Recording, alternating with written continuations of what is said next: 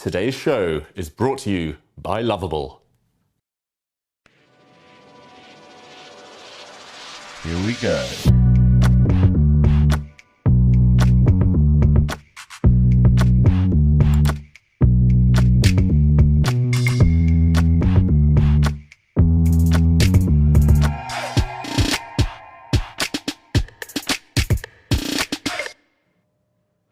Title Tuesday is elite. It's the best chess players on the planet, but it's also a stage set for the underdogs. And which stories will we see unfold today? Will a kid beat another superstar? Will Hikaru Nakamura bring his beast mode? It is the best day of the week. Welcome to Title Tuesday. Looks like Farusha's almost getting it done on the board. Should still be a draw. He's losing now suddenly. He's throwing a thorn into the white side, holding on here for dear life. The nerves are kicking in. He's playing with Ghost, afraid to commit. Did he lose on time? The clock is his worst enemy right now. Oh, look at this. He's trapped his own king in the corner. The black rook is hit as well. Whoa, is this a blunder? Checkmate is coming.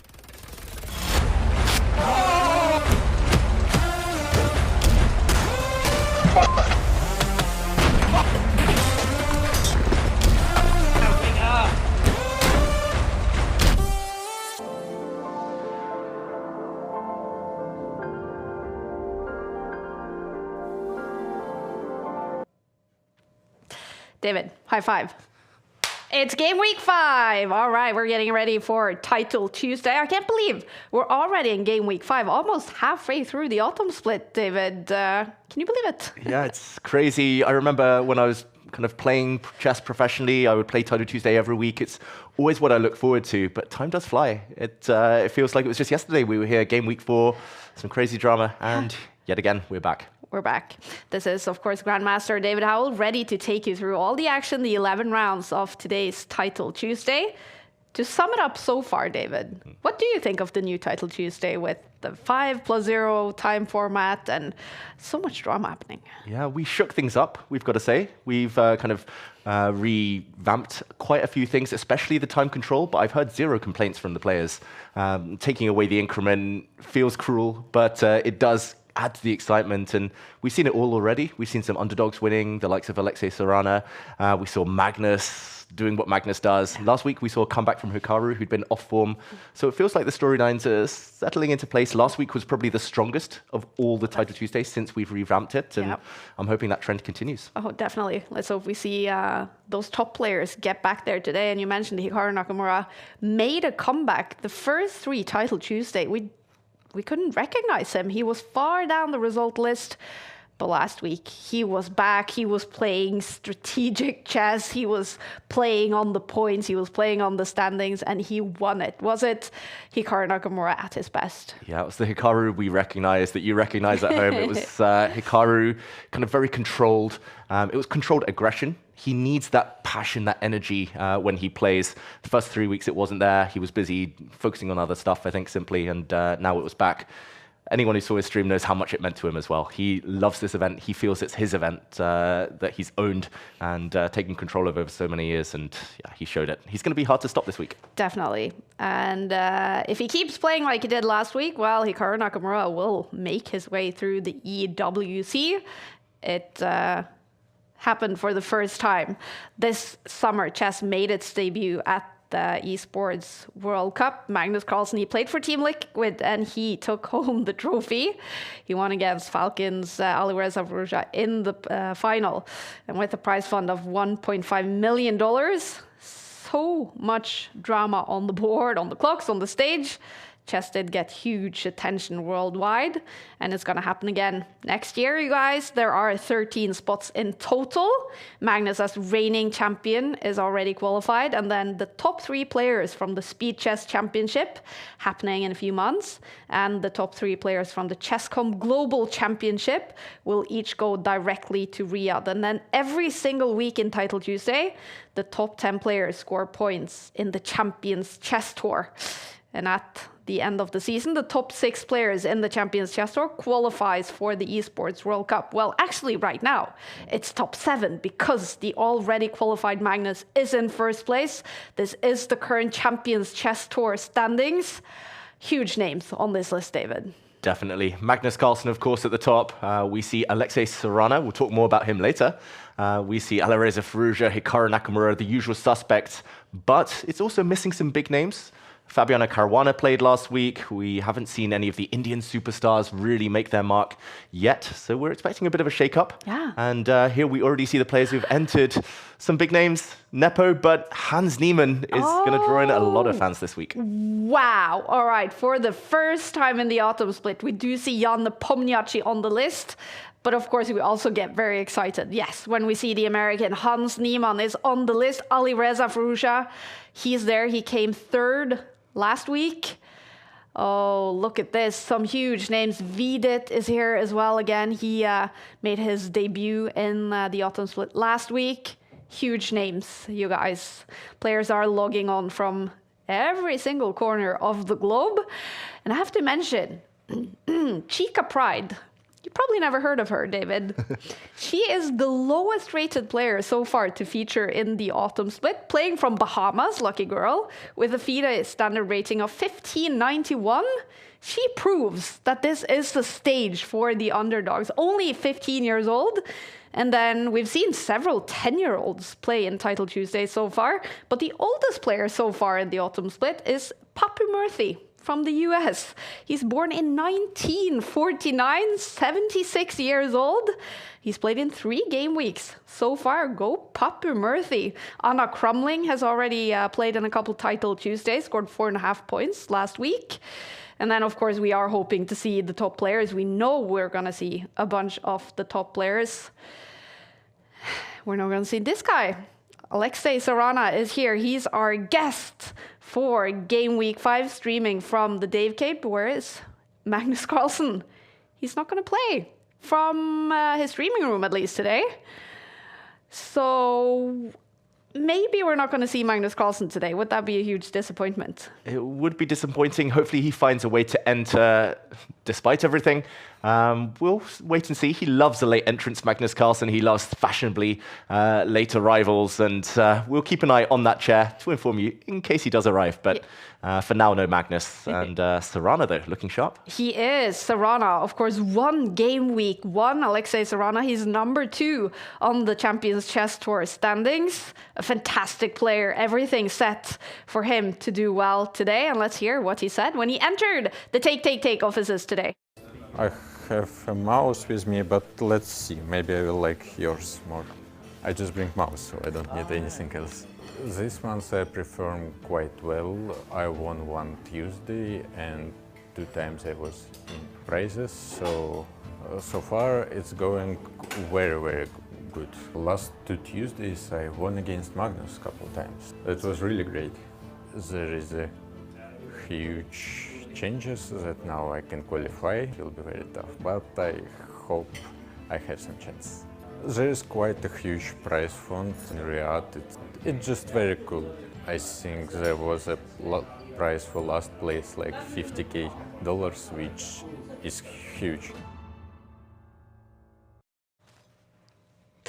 Alexey Sarana, what chances do you give him, David? I think decent chances. I keep thinking of him as an underdog because, of course, Magnus is Magnus, Hikaru is Hikaru. But Alexey Sarana, he won Game Week 1, and he has been European champion across team, individual, different time formats. He's super consistent. That's one of his keys. He never really seems to get nervous. He's a bit of an Iceman. So, yeah, if things fall in his way, if he starts fast, nothing can stop him there.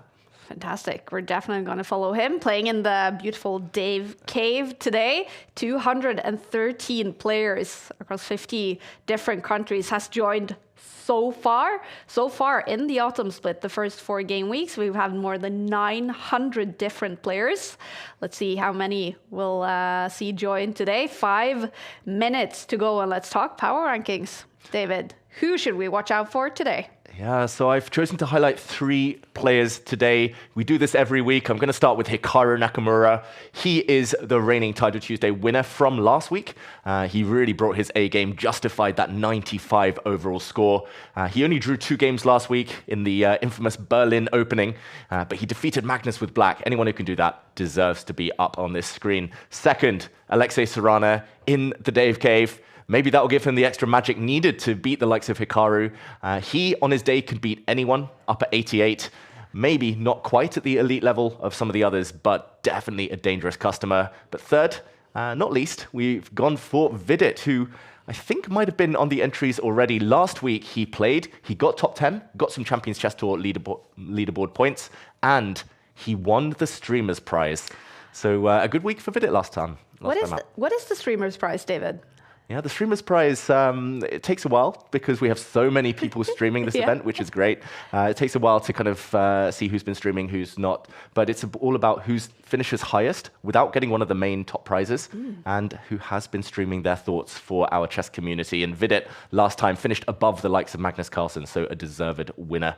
As we see some of the players making their last-minute preparations here. Love this view. All right, so we see Jan Nepomniachtchi talking, so that means he's probably actually streaming. That's going to be so cool to see how he will do, making his debut now at the Autumn Split. And then, of course, Hans Niemann looks like he's comfortable getting ready for Title Tuesday. Let's kick off Game Week 5. Magnus, is that a blunder? Apparently, this is a big, big mistake.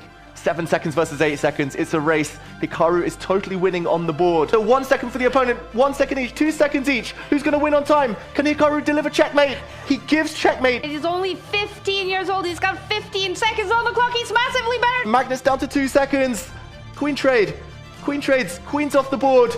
Rook taking the pawn. Magnus Carlsen loses on time. Sticky mouse. Yuck. The knight is coming in, and look at Drigalov celebrating on the camera, takes the lead. He cannot believe it. Drigalov with 4 seconds left on the clock. We got him.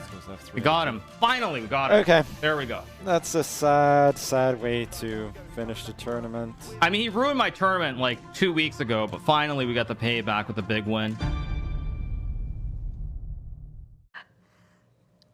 You just gotta love listening to that. It was not the best day for Magnus last week, and he even finished with a loss to Hikaru, who on the contrary had an amazing day. He won the tournament and he finished off with a win against Magnus. Yeah, I think we'll be seeing that storyline, that rivalry continue throughout the year, throughout all these splits. But yeah, Magnus, Hikaru, they've got this main character energy. And ultimately it was Hikaru who came out on top last time. Yeah. It was. Will he do that again today? Hikaru Nakamura, he still hasn't joined. I still don't see Hikaru Nakamura's name on the list. I'm getting a little nervous. Also, Magnus Carlsen is not there. Let's talk about what's gonna... Well, we have news. Okay. Some huge news just dropped on Magnus Carlsen's Instagram. Oh. Just 5 minutes ago, this story was posted. Oh, that's actually making me a little teary. That's beautiful. The baby is here. Baby Magnus is here. The mini goat has arrived. Oh. That's beautiful. Okay, we'll let him off this week. Yes. If he wants to skip Title Tuesday, I guess some things are more important, Kaya. And I think I saw a date there, 27th, so that's 3 days ago. Congratulations to Magnus and Allah. Of course, not playing Title Tuesday today. Magnus has something else to focus on. Huge news, you guys. Baby Carlsen is here. Magnus Carlsen is a father. The greatest chess player in history will not play Title Tuesday today for very good reasons. Hikaru Nakamura has joined, and Title Tuesday Game Week 5 starts in only 1 minute. Yep.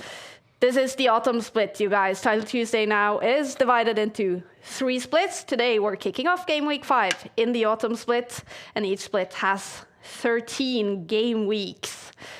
Of course, every single Tuesday consists of 11 rounds, and the time control is 5 minutes, 0 increment, and that's why we've seen so much drama so far.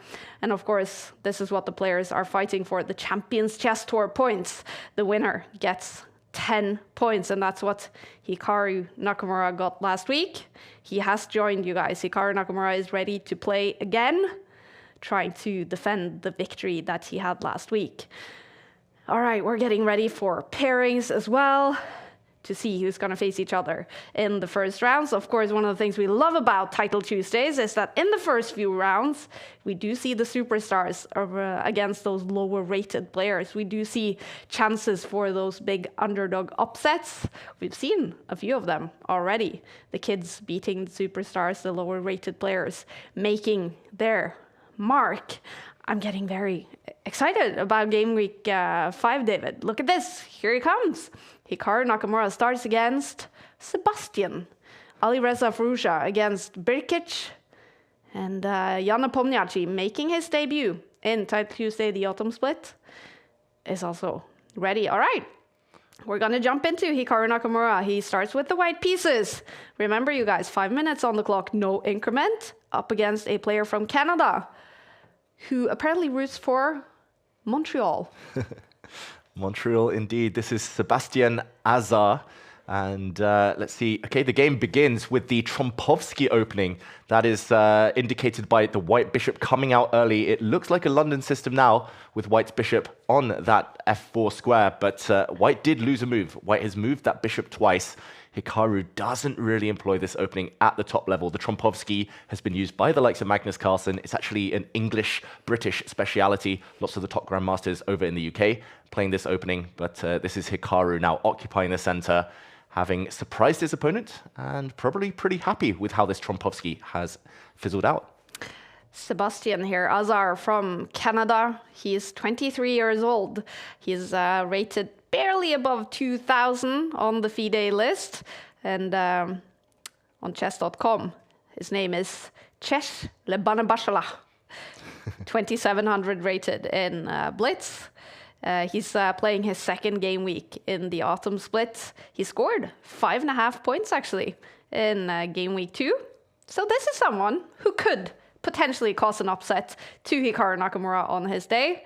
But Hikaru Nakamura, yeah, he looks confident today. He looks ready. Yeah, he looks sharp. Normally when Hikaru is pretty chilled, not reacting too much in the early stages, that is a good sign for him. He saves the energy, the drama, the kind of ferocious power that he brings to chess for later in the tournament. We see the game now resemble somewhat of a King's Indian defense. That's because the Black King has committed itself now over to that right side of the board. In front of it, a fianchettoed bishop and some quick moves there. Hikaru gaining space, the white squared strategy, pushing all of his pawns onto light squares.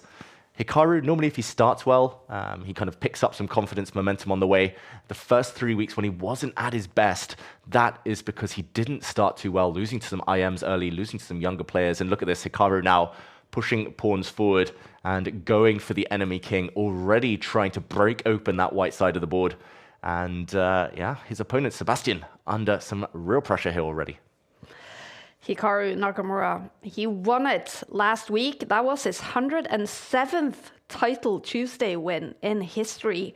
He is the best player ever to play in Title Tuesday. He is now also the highest rated player on chess.com in online Blitz. He recently took that place from Magnus Carlsen. Hikaru Nakamura, he's in form these days. Yeah, definitely. Hikaru's in form. He's showing it in this game as well.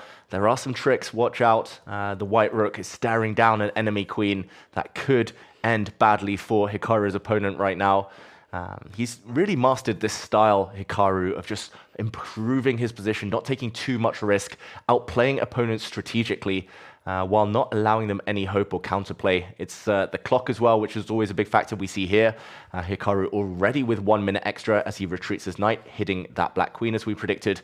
Next, he's going to step forward. He might even be winning a piece here, Hikaru Nakamura. He's going to step forward with his pawn, and the black knight in the center, surprisingly, could find itself trapped. No safe squares. Hikaru nodding his head there, talking it through to his community there, to his chat.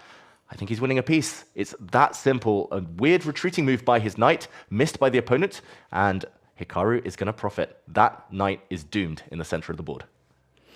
Hikaru, still with his king in the middle of the board here, and not with the opportunity to castle anytime super soon. What will happen with his king? Yeah, that's the one long-term factor that Hikaru has to watch out for. His king and general piece development, these pieces on the back row, still somewhat asleep. But Hikaru, he knows that For now, black has no active pieces. If you look at the black pieces, they're all stuck on their first ranks as well. A king is only weak if there are opponents' kind of army forces to attack it. So black has no attacking pieces, therefore white's king is fine for now. And it just needs one more move, getting the white knight out the way before the white king can finally castle to safety. And that should represent a winning advantage for Hikaru Nakamura. Double the opponent's time, extra knight for him. Looks like a winning position. Massively better for Hikaru Nakamura. What a start to game week 5. This is round 1, a total of 11 rounds before we have a winner.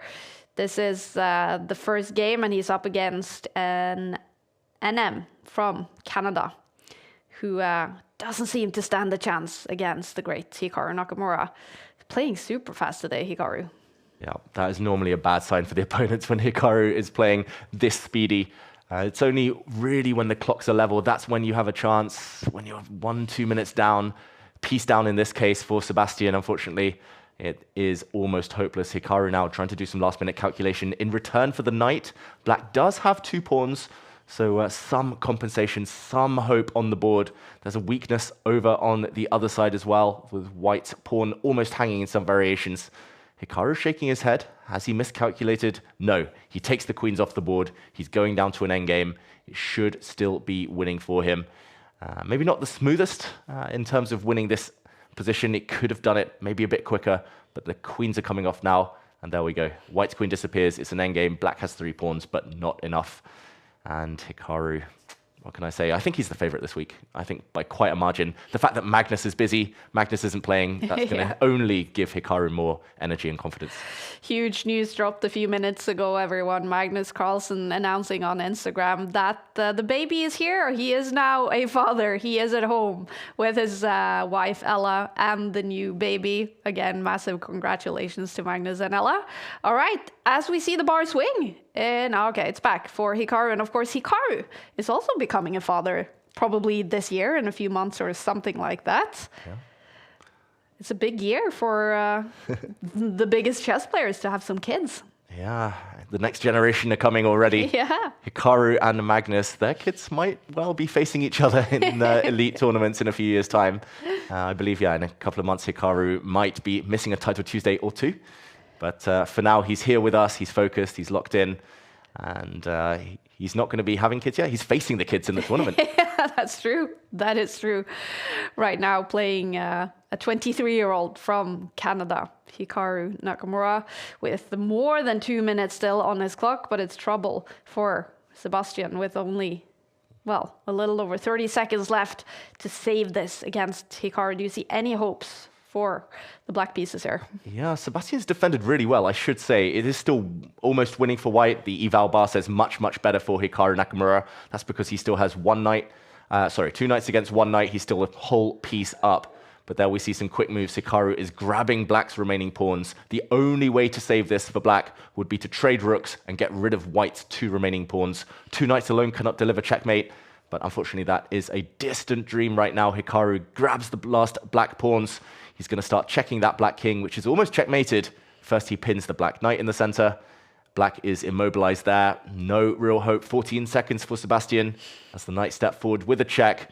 The black knight in the center is lost. Hikaru is now going to give another check with his rook once the black king moves, and it's going to be a 2-knight advantage for Hikaru. His opponent's ticking down on time, though. The clock has gone red.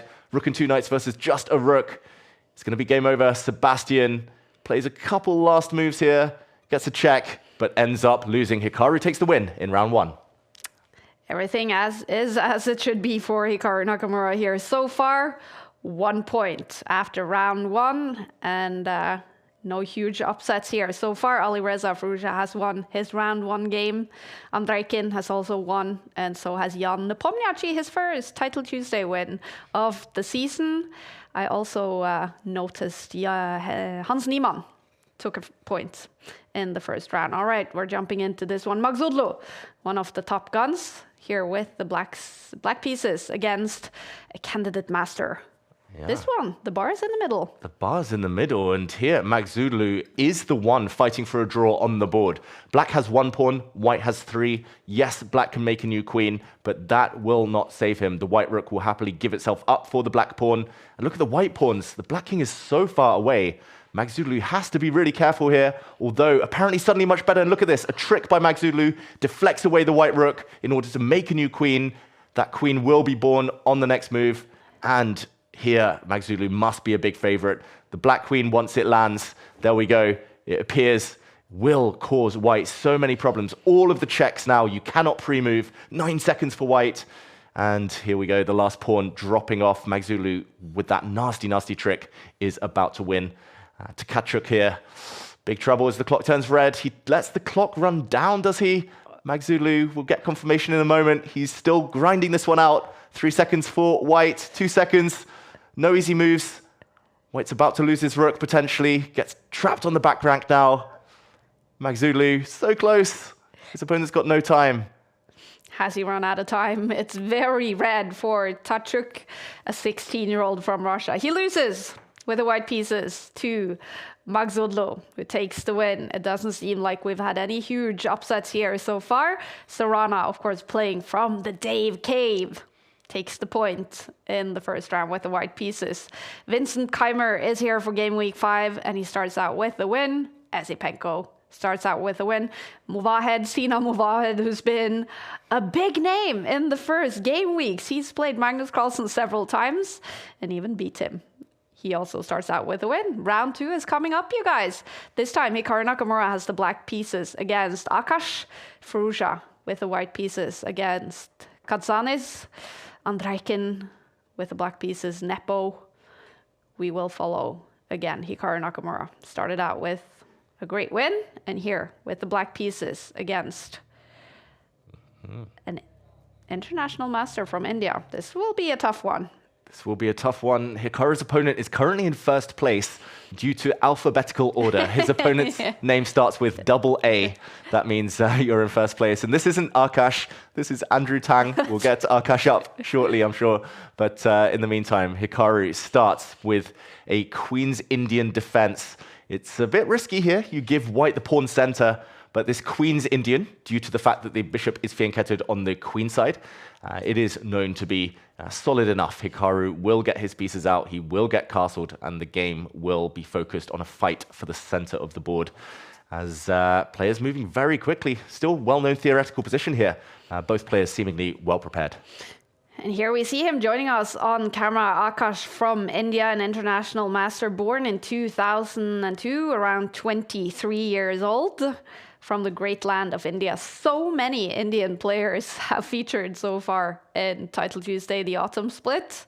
But this is actually the first game week that we see Akash here with the white pieces against Hikaru Nakamura. A big game for him. Hoping, dreaming of getting that underdog win.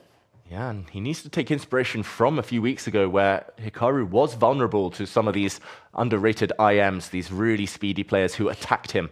And right now, Akash is trying to go on the attack. He was trying to create a nasty pin. Some tension between the bishops now. To take or not to take is the question. Black's knight looks odd at the edge of the board, but does want to jump in to start attacking white's queen, white's bishop, and some very important pieces there. Hikaru is going to be happy with that trade. Eval Bar says slightly better for white. Computers love these positions with white having this beautiful pawn center, but long-term, black has decent chances. Lots of open lines for the rooks as they start to line up now. And this is the type of position Hikaru has a lot of experience in. So Akash has done nothing wrong at all, but it's going to be very, very hard this next phase of the game to outplay someone as wily as Hikaru Nakamura. Akash lets his clock tick. He is down now to 3 minutes and 40 seconds. There is no increment in Title Tuesday. Hikaru Nakamura was one of the players who maybe needed some time to adjust to that new time format. Probably the player who's played the most Title Tuesdays in history. And suddenly the format changed and the increment was just removed. No more increment. But now he's gotten the hang of it. Yeah, Hikaru, he's used to things changing. FIDE changing some rules recently, thanks to him. Right. As, he needed some time to adapt to our new format changing. He's very adaptable. That is the key trait. These top players in the world, they try and change the rules. Nope, they find a way to get the job done anyway and keep winning. The news that you're talking about, of course, is that FIDE is changing some rating rules. There should no longer be the opportunity to do what you call farming of rating points, something that Hikaru has basically been doing. He's been playing lower rated tournaments to gain all those classical games he needs to be eligible to play the candidates. He's probably going to get that rating spot. And there seems to be a lot of controversy around these things. I've seen a lot of angry players on X, for example, criticizing FIDE for this. Yeah, I'm one of them, I must admit. And yeah, it feels like there are bigger issues than farming. Farming has never really been talked about in World Chess until the last few months. And I mean, the FIDE rating system, it's been ongoing for, what, 50, 55 years now. So it's clearly not a major issue. There are other issues in the rating system. Deflation is one of them. The fact that the kind of middle is being hollowed out of the rating system as the top maintain their position and players lower down are getting pushed ever further. So Hikaru, he's mainly been playing those games in the US, these big opens, just to get games under his belt to fulfill candidates' criteria. FIDE could have just said, your opposition needs to be average 2600 and problem solved. Instead, they've changed the rules for everyone just to tackle Hikaru. Yeah. So very interesting decisions by FIDE. There's pros, there's cons. There's no right or wrong. Clearly, there's issues with the system in general, inherently, but yeah, interesting that FIDE react when they see Hikaru playing. They don't react to others who've been doing similar for many years. Yeah, definitely. There's been big reactions to this. I don't think I've seen Hikaru, and he might be streaming his reaction today. Do you know how he feels about it, and sort of that he is used as the example of why FIDE decides to now enforce this rule? I haven't seen Hikaru's thoughts yet, I must admit. I'm sure they'll come out. I'm sure he has some very strong kind of preferences either way. Ultimately, though, this new system FIDE are implementing, it's not going to affect Hikaru at all. He's only doing this because FIDE set other rules. He hasn't done this type of thing for 10, 15 years. It's going to affect those players who need to make a living by playing these big open tournaments and who are already dropping tons of rating against young, underrated kids. That's going to happen even more and even more kind of quickly in future due to these new developments. As the position repeats itself, I should mention Akash doing very well. This is the second time we've seen this position now as Hikaru Nakamura. If he brings his queen across to offer the trade, and then if he goes back where he came from, we would see threefold and a draw. Hikaru doesn't want to draw, of course, against the lower rated player, but look at this. Hikaru is taking a risk, putting his rook on a slightly dubious square. Eval Bar says better for white now. He's doing this because he needs to win. That's the only way you win Title Tuesday, by racking up a massive score, just as he does in these open tournaments. And we'll see if Hikaru's risk pays off. Hikaru Nakamura is not doing too good in this game right now. Akash, the international master from India, is better on the bar. All right, it goes back down after that rook move from Akash. How would you describe this game right now, David? Yeah, it's very tense. It's very cagey. I would say that neither player really wants to commit. Neither player has found a good plan. Hikaru there attacking the white queen, but it's only going to be forced back with his knight. There we go. Hikaru wasting time. If Akash wants to tease Hikaru, he could drop back his queen, repeat the position, but he says no. Akash now wants to try and win, but he is down 40 seconds on the clock. I think Hikaru's strategy is clear. He's just trying to keep the position stable, trying to trade off queens and hope that the clock situation favors him. Akash is looking desperately for a plan. The white queen staying on the board. He wants to push pawns forward and start to attack the black king, maybe on this diagonal later, but it's not easy. Whichever pawn you push forward, you lose squares, you commit, and black is very, very active. Black is very ready for any action. We see the bard now turning in Hikaru's favor as he tries to infiltrate. He's behind enemy lines, that's a check. The white king pushed to the edge of the board. The white queen's offside. This is turning in Hikaru's favor. Akash only has 1 minute left on his clock. Both queens are still in this game. This must be so difficult to maneuver for Akash. Yeah, so difficult to find a plan. Hikaru, he's the master of these type of maneuvering battles. He's so patient. He plays blitz games. He streams for 7-8 hours sometimes because he is Mr. Patient. And here, unfortunately, it is Akash who is in the doctor's office as the patient this time. So suffering here, 40 seconds for white. He just needs to gamble now. You have no time. You need to just push a pawn and risk it. Go for the attack. before it's too late. You don't want to lose on time, not having had a chance to go for the enemy king. I keep looking at the picture behind Akash. I think it's a picture of Magnus Carlsen, and I don't know who's against, but he's made a blunder here. Yeah, it's facing Vishy Anand, I believe, in one of the World Championship matches. This is a blunder because look at this. Hikaru is in. He's breaking through on the first rank. It's not necessarily going to end in checkmate. It's more about the Black Queen coming in next. The rooks will get traded. The Black Queen will jump in. There's going to be a fork of some pieces. Maybe the Black Queen will also use this square now, attacking 2 of White's pieces. There we go. This is very hard to defend. The White Queen is able to defend this knight, but White is so tied up. Hikaru is up a pawn. 11 seconds for White. Akash looks ready to resign. Not much hope here. Hikaru bobbing his head, takes the win. It's another win for Hikaru Nakamura. He goes to 2 out of 2 after 2 rounds. Akash, a very talented IM. Well, he loses to Hikaru Nakamura, jumping in to this game between Andrejkin. Still, round 2, he's playing against an international master. The clocks are ticking faster and the king is moving. What are we seeing on the board, David? Andrejkin, a former candidate, is in huge trouble against his IM opponent. White has an extra rook. Black's pawn 1 square away from promotion has been stopped, and there we go. Andrejkin taken down by an underdog. Fantastic result for the Mongolian IM. Look at that smile on the camera. He deserves it. That was a fantastic endgame technique there. The first underdog story we get to witness here in game week 5. Agi Bileg takes the victory against Andrejkin. Huge win with the white pieces there for the international master. Wow, all right. Well, we did talk about underdog stories, and they're already happening. They always happen in Title Tuesdays. That's why we love Title Tuesdays. It's not only the best players in the world, we also see the kids and we see the young, lower rated players, and they do have a chance to create history, to have the best day of their chess lives, beating those superstars. All right, any other upsets here? No, looks like the top guys are banking the points. Alireza Firouzja is on 2 out of 2. Hans Niemann is on 2 out of 2. Jan Nepomniachtchi is on 2 out of 2. So it means we're going to get to see some big battles here today, David, when these superstars start facing each other. Yeah, we're going to see some GM versus GM clashes in round 3. That's almost guaranteed now. Nice to see the likes of Eric Rosen, another streamer, up on 2 out of 2. Maybe he'll get another shot at one of the big guns. But ultimately, the favorites, they tend to cruise through the first 3-4 rounds. Up until the first break, that's when it gets really tricky for them.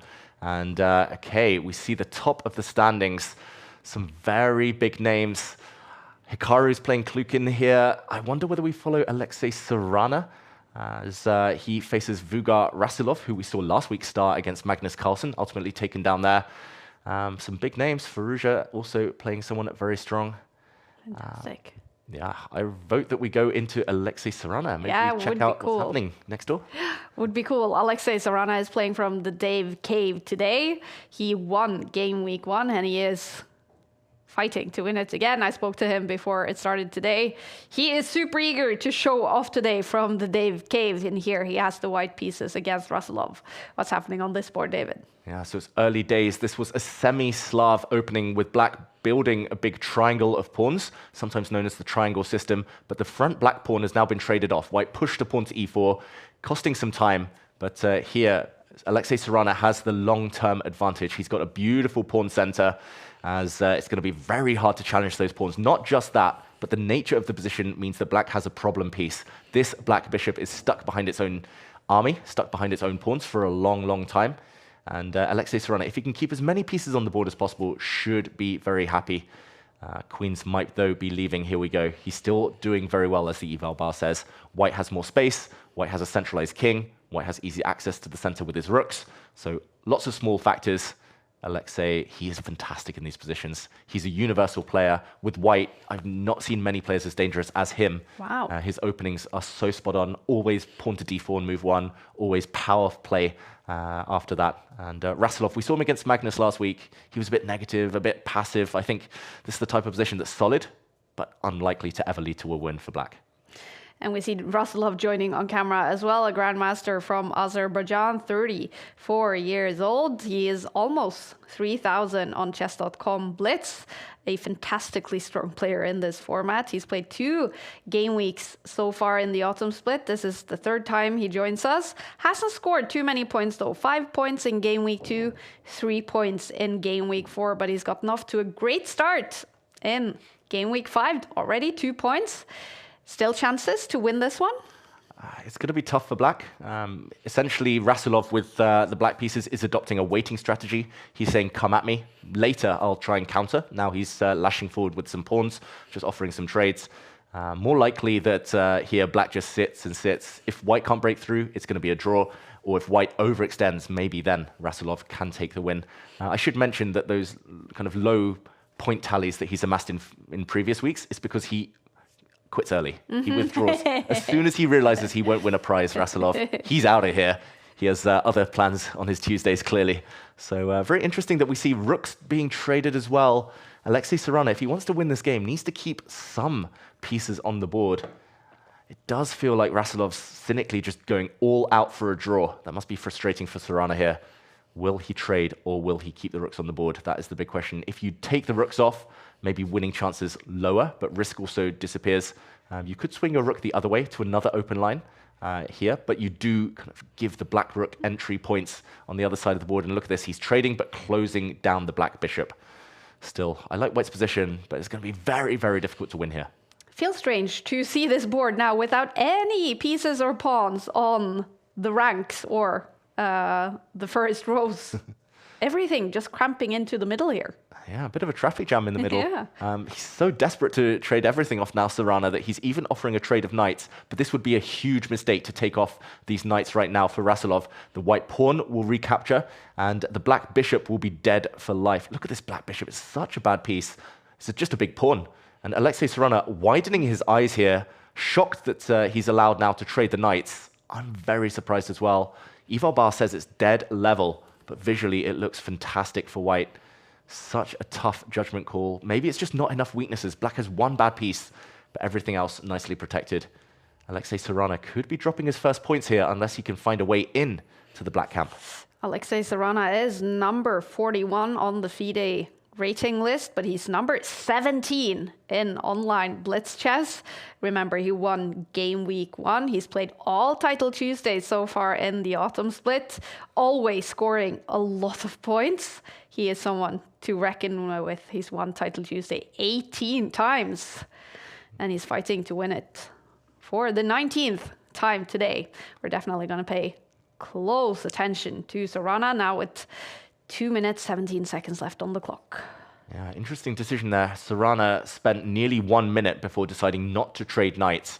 Right now, the white knight looks nice, but it is being kicked back. I think he will be regretting this decision. Has Sarana made a mistake here? Now, if he retreats the knight, the black pawn steps forward, and the white bishop is trapped in the center of the board. If you retreat this way, you get forked. He's trapped his own knight here, Alexey Sarana, but he keeps that piece alive. Nearly a blunder there. So close to a blunder. I think he missed black's move, but kind of lucked out and is now able to get his knight out of prison. Did not go to plan, Alexey Sarana, with a slight shake of the head a moment ago. But yeah, he is a very resourceful player, so he gets his knight out and still a level, balanced endgame. He is streaming from the Dave Cave today. I'm going to turn on the sound on Alexey Sarana. He's speaking in English on the stream today. He looks kind of silent, but let's hear. Bishop f5 is promising. Very focused, Alexey Sarana. And he has little time on the clock compared to Rasulov. Yeah. Feels like he's a bit nervous. He's calculating desperately. He's played a very good move there. He's trying to get the black knight. If he gets that knight, then the enemy piece to trap. And look at that, the bar suddenly swings. It's a blunder by Rasulov, who's trapped his own knight. If that knight ever moves, the white bishop will happily capture it, leaving white with the dominant piece. And look at this beautiful maneuver. Dead. This knight is also. So now we should be winning. Should be winning. He sees it and the bar confirms he is massively better, Alexey Sarana. Oh, he's scared. Would you be scared in this position, David? No longer scared, I think. He was definitely scared. I lose a piece. Alexey Sarana. A few moves ago, his knight was trapped. Now his knight is the best piece on the board, and he's about to win. Look at that black bishop. Never got into this game. Now he's just going to bring his king, push his pawn. There we go, a check. The white king is coming forward. Now it will be Zugzwang after king f6. He has no... Expecting Zugzwang. This will be a big win for Alexey Sarana. Russellov, the Grandmaster, is a really good Title Tuesday player and chess player.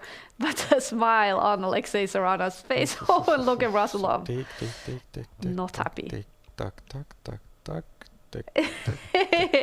Okay, it's got to be. He's going to take, Have a lot take. of stamps.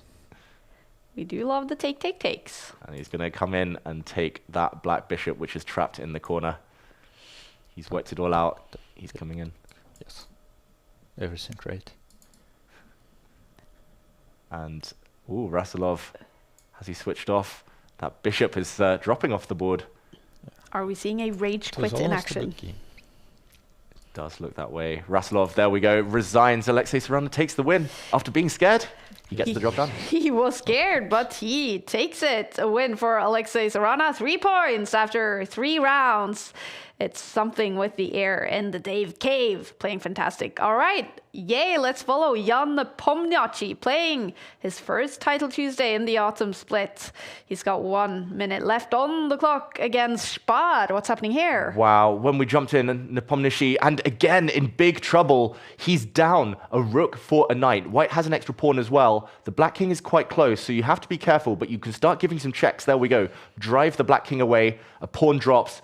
Jan Nepomniachtchi in huge trouble. Here we see Spar.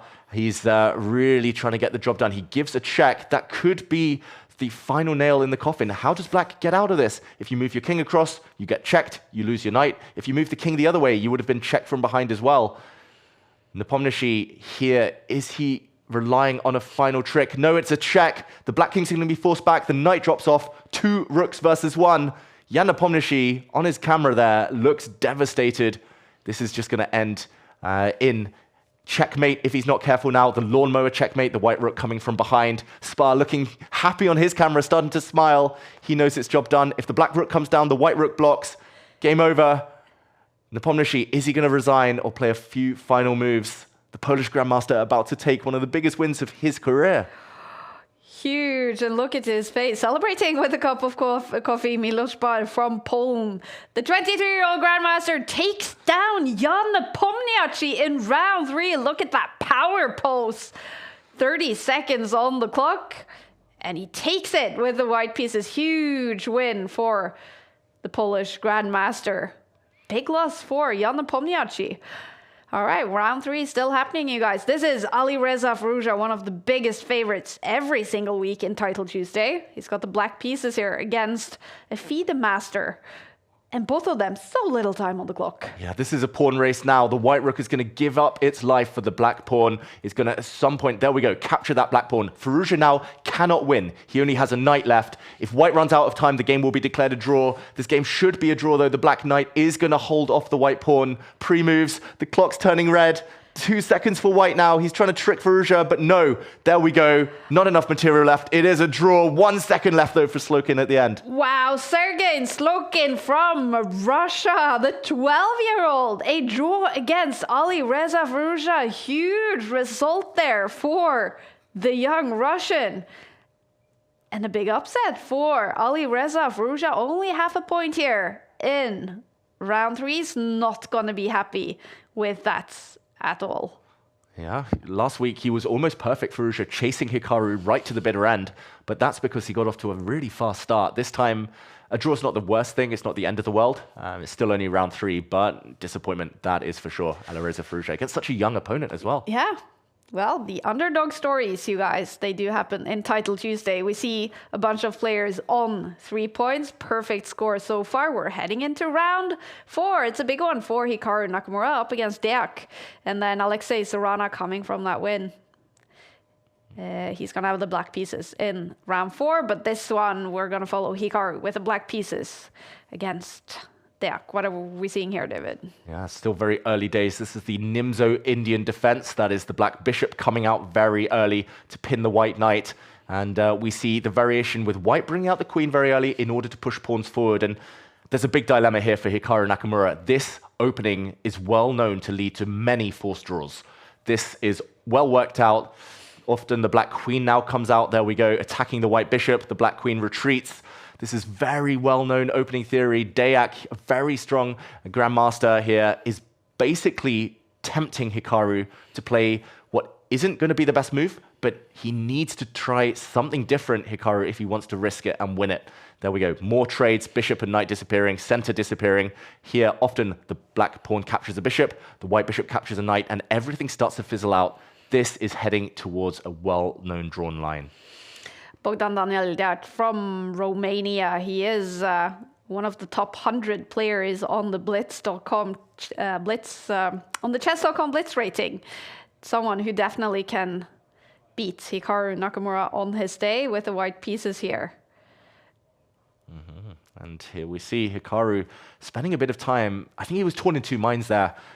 He could have gone for a different variation and pretty much forced a draw, guaranteed it. I've seen Hikaru play out that whole variation against Wesley so many, many times. Instead, Hikaru's gone for something slightly more risky. Black is up a pawn, but look at the eval bar. Slightly better for white due to the weakness of the black king. This pawn especially is sticking out like a sore thumb. Now, here, Dayak can swap queens, win back the pawn. This is a position I've had myself in a big tournament. Really? Once when playing for England a few years ago, I believe in 2021. And there I ended up winning quite quickly because my opponent blundered. Hikaru is taking big risks here with black. For now, it's still in the balance, still should be holdable. This knight is attacked. Now white is going to occupy the open line, but Hikaru is still on the defensive because he has two big pieces asleep. Hikaru's shaking his head. He's not happy with the outcome of this opening. We can see it on his face, Hikaru Nakamura, with 3.5 minutes left. That's less time than his opponent from Romania. Will we see an upset here, or will it be a draw? I would say a draw is still the most likely result, but Hikaru's down a pawn. That white knight did some jumping. There we go. Eval bar says better for white. A pawn is a pawn. It's opposite color bishop, so very high drawish tendencies. If all the rooks disappear, almost a guaranteed draw. But there's still enough life here for Dayak to try and pressure Hikaru. This is the first time today we've seen Hikaru lower on the clock, talking to himself, shaking his head.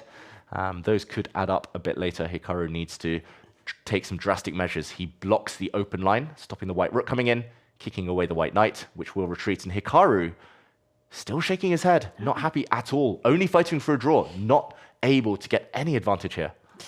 Hikaru Nakamura needs to turn this around. Bunch of questions on YouTube and Twitch. Where is Magnus?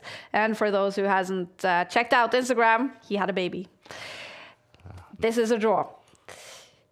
Round 4, Hikaru Nakamura has to accept a draw here against Bogdan Daniel Deak from Romania. Half a point. That's not what Hikaru wanted from round 4.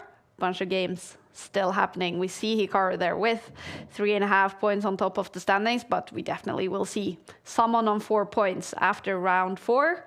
Who will it be though? Will Sarana be on that perfect score? He is now up against Drozdowski from Poland. And the white player is much better here. Sarana struggling. Yeah, Drozdowski's very, very dangerous. He's super tricky. And here we see rooks disappearing from the board. We'll do a quick count in a second. It's going to be level pawns once white's pass pawn here, the advanced pawn, disappears off the board. But it's about the quality of the pawns. Look at those black pawns on the edge of the board, doubled, weak. The white rook is now going for them. It's not just that. The white knight has such big potential once it starts to jump forward. White already has the only pass pawn on the board, the c pawn. It might later run. Alexey's in big, big trouble here. This could be a huge shock.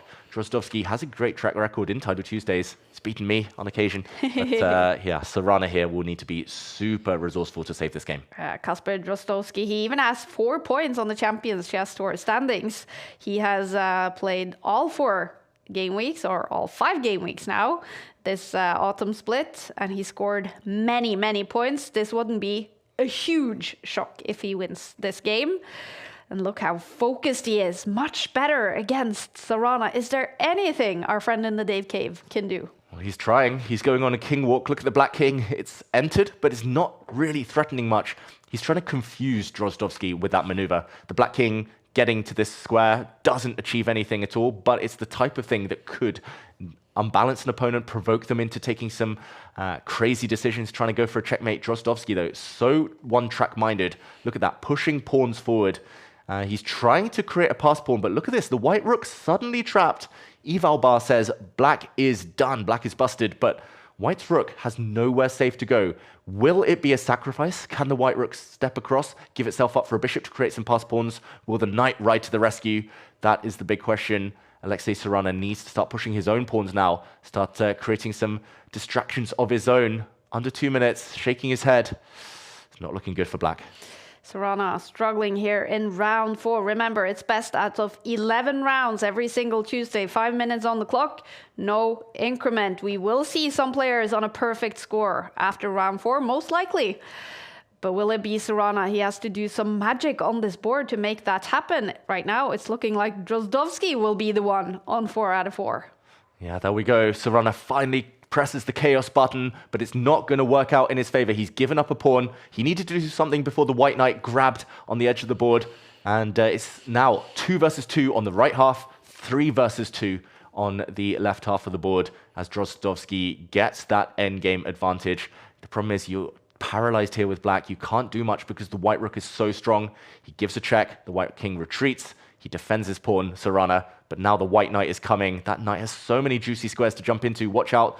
There's a fork threatened. Sarana down 1 minute as well. Defends with his bishop, but this one is almost over now. The white pawn is marching. The white rook can chase the bishop.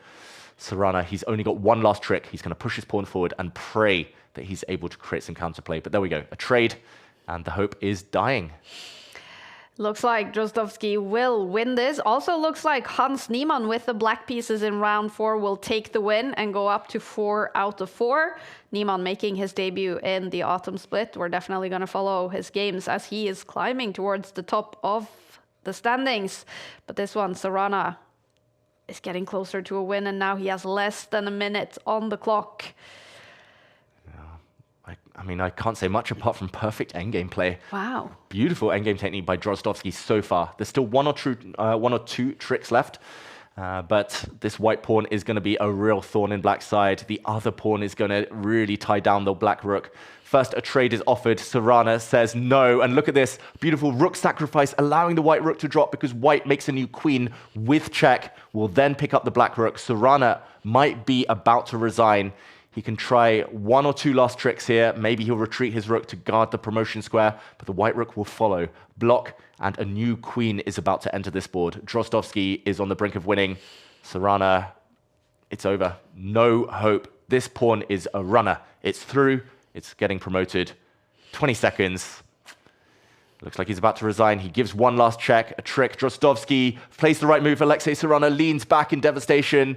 He's clicking that resign button. Any moment now, the white rook continues to chase the black rook. The white king is super safe. The black king is vulnerable to checks, however. This check would end the game. Nope, he takes the pawn instead, and Drozdovsky takes the win. There it is. It's not a huge upset. Drozdovsky has a great track record in Title Tuesday, but he is an international master, and he wins it here against Grandmaster Sarana. 4 out of 4 for Drozdovsky. This one's still happening. It's a big one. Terry, who's we've been following a lot in the first 4 game weeks, and now he's up against Vincent Keimer, the top grandmaster from Germany.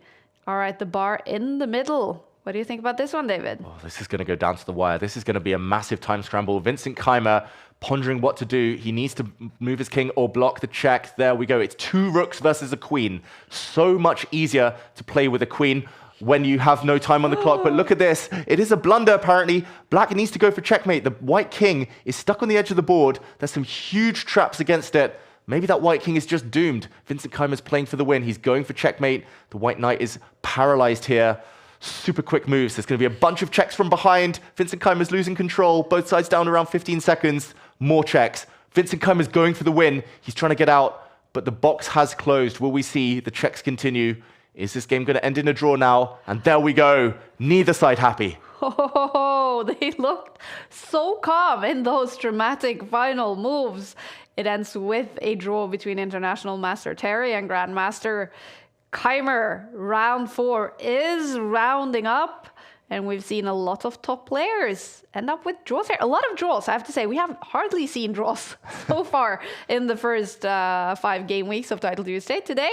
And in this round, quite a lot of them. Hikaru Nakamura also ending up with a draw, but we still have many players, 15 players on that perfect 4 out of 4. Hans Niemann on top of the standings. We haven't seen him so far in the autumn split, and here he is. How good is Hans Niemann in Title Tuesdays, David? I would say the changes, the format, the lack of increment really helps him. Hans Niemann is one of the most confident guys out there on and off the board.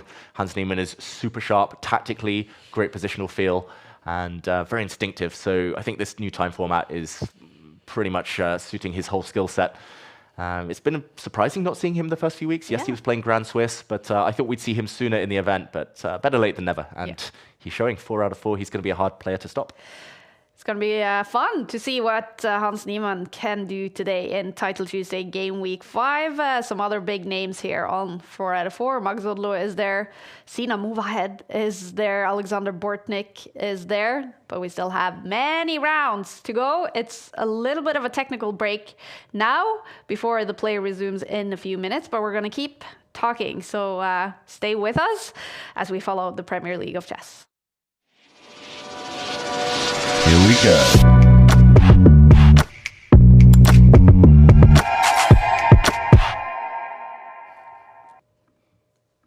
Some draws there in round 4, but we've seen a lot of action. And of course, we're going to bring up today's action replay by our presenting partner, Lovable.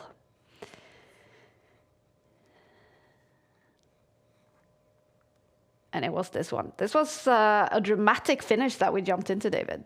Yeah, Nepomniachtchi, World Championship challenger, twice winner of 2 candidates tournaments, one of the best players in the world, started this endgame in trouble. But the endgame technique by his opponent, the Polish Grandmaster Spa, was very, very impressive. A check from the front. This was the killer blow. The Black King tied down to its knight, had to sidestep. Whichever way it went, would get checked yet again by the other white rook. And it's a bit of a pincer movement. The 2 white rooks cutting across the board. The Black Knight now undefended. A check first, very important detail, hitting the Black King. The Knight drops with a check.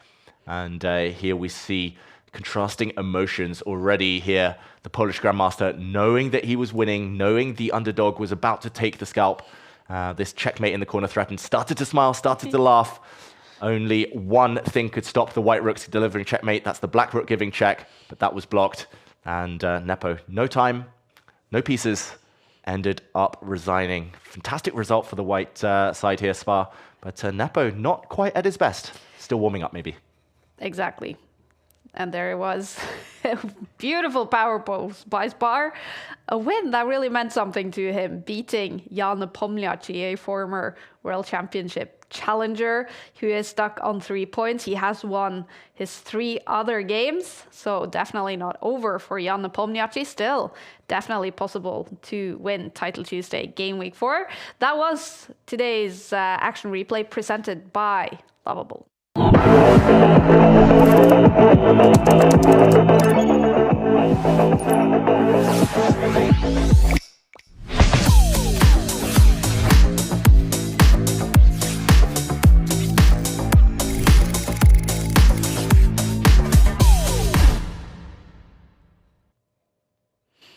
We love Lovable, and we love Title Tuesdays, and we love watching Magnus Carlsen play. So many questions. Where is Magnus? We're getting used to seeing him play Title Tuesday. Of course, if you haven't been on social media in the last hour, maybe you haven't heard news, but Magnus Carlsen became a father a couple of days ago. His wife, Ella, posted this some time ago. A picture of a sleeping Magnus with the baby. Magnus Carlsen is now a father, and he's taking time off today to spend time with his beautiful new family. And I'm wondering, David, what will the baby's name be? We need some suggestions here. What would be a good name for baby Carlsen? We know it's a boy. What should the name be? Tuesday Carlsen. Oh, I like it. titled Carlsen. I don't know, Kaya. We want our chat to get involved, maybe. Exactly, yes. We want to hear you guys' suggestions, either if you're following us on chess.com YouTube, Twitch, or on Take YouTube or Twitch, wherever you are following us. Let us know if you have some name suggestions. I don't know if Ella and Magnus has chosen a name for the baby yet. And if not, well, maybe you guys can help out. Hikaru, the first name that pops up here. Odin is suggested. Hans is suggested. Probably not going to be that one. Give us some good name suggestions. What would you name your kid if it was a boy, David? DJ, Dave Jr. Oh, I like it. Sorted. How about if you were to name it after a chess personality? Maybe a world champion or... Oh, that is tough. There's too many good players out there, though. I don't want to pick sides. Probably won't be Vladimir. But, Gary Howell. I like it. Got a ring to it. Yeah, I like it. Gary Howell would be named after one of the greatest players in history. We're getting ready for round 5, you guys. It's fast here in Title Tuesdays.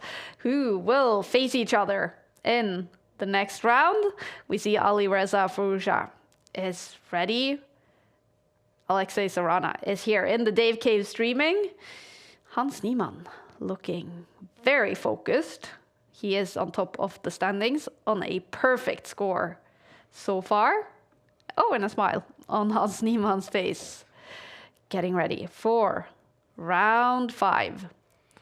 Yeah, and such a strong field. 3 of those 4 players that we just saw there, they were in the Esports World Cup. I believe, Sarana actually and Niemann, they were trying to make it through the last chance qualifiers. It's just everyone wants to be there next year. It's just become already, after just one edition, one of the kind of highlights of the calendar for the players. And they loved Title Tuesday before, but now even more incentive. Exactly. This is what it's all about. Every single week, scoring points on the Champions Chess Tour leader. The top 6 players will qualify for next summer's Esports World Cup. Round 5 is about to start. We see the matchups here. Hans Niemann is now up against Drozdowski. That's going to be a very cool matchup. Hikaru will have the white pieces against Galperin. We do have Alireza Firouzja against Terry. Liam Le against Jan Christoph Duda. That's another big one. But let's, for the first time in Title Tuesday Autumn Split, follow Hans Niemann making his debut today. And he's got the white pieces. He's on a perfect score. He's up against Drozdowski, who is also on a perfect score. And what are we seeing in the opening? Yeah, we're seeing a very odd Sicilian here. It might not look like it came from a Sicilian defense, but essentially Hans Niemann has played the move b3 very early, something favored by Magnus, Hikaru, and other beasts. He's fianchettoed his bishop. After giving a sneaky check by the white queen, he's fianchettoed the other bishop as well. So white is going for the long-range power strategy, hyper-modern chess, as we sometimes call it, bishops skewering the board, and it's very tough for black to develop this flank. Black needs to get castled eventually. Hans Niemann chipping away at the center now. This b3 Sicilian offbeat, but very dangerous if the opponent doesn't know what they're doing. Computer likes white. Hans Niemann should be happy. Hans Niemann has won Title Tuesday 9 times in history. He is extremely good in this format. And how would you describe his playing style, David? Yeah, it's become more universal, Hans Niemann, when he first broke onto the scene, when he first became a bit of a Grandmaster Slayer as a strong IM himself. He was very tactical, very messy style. He loved the complications, loved the chaos. But he's proven he can grind it out. And in the Grand Swiss recently, he was playing all sorts of different positions very well.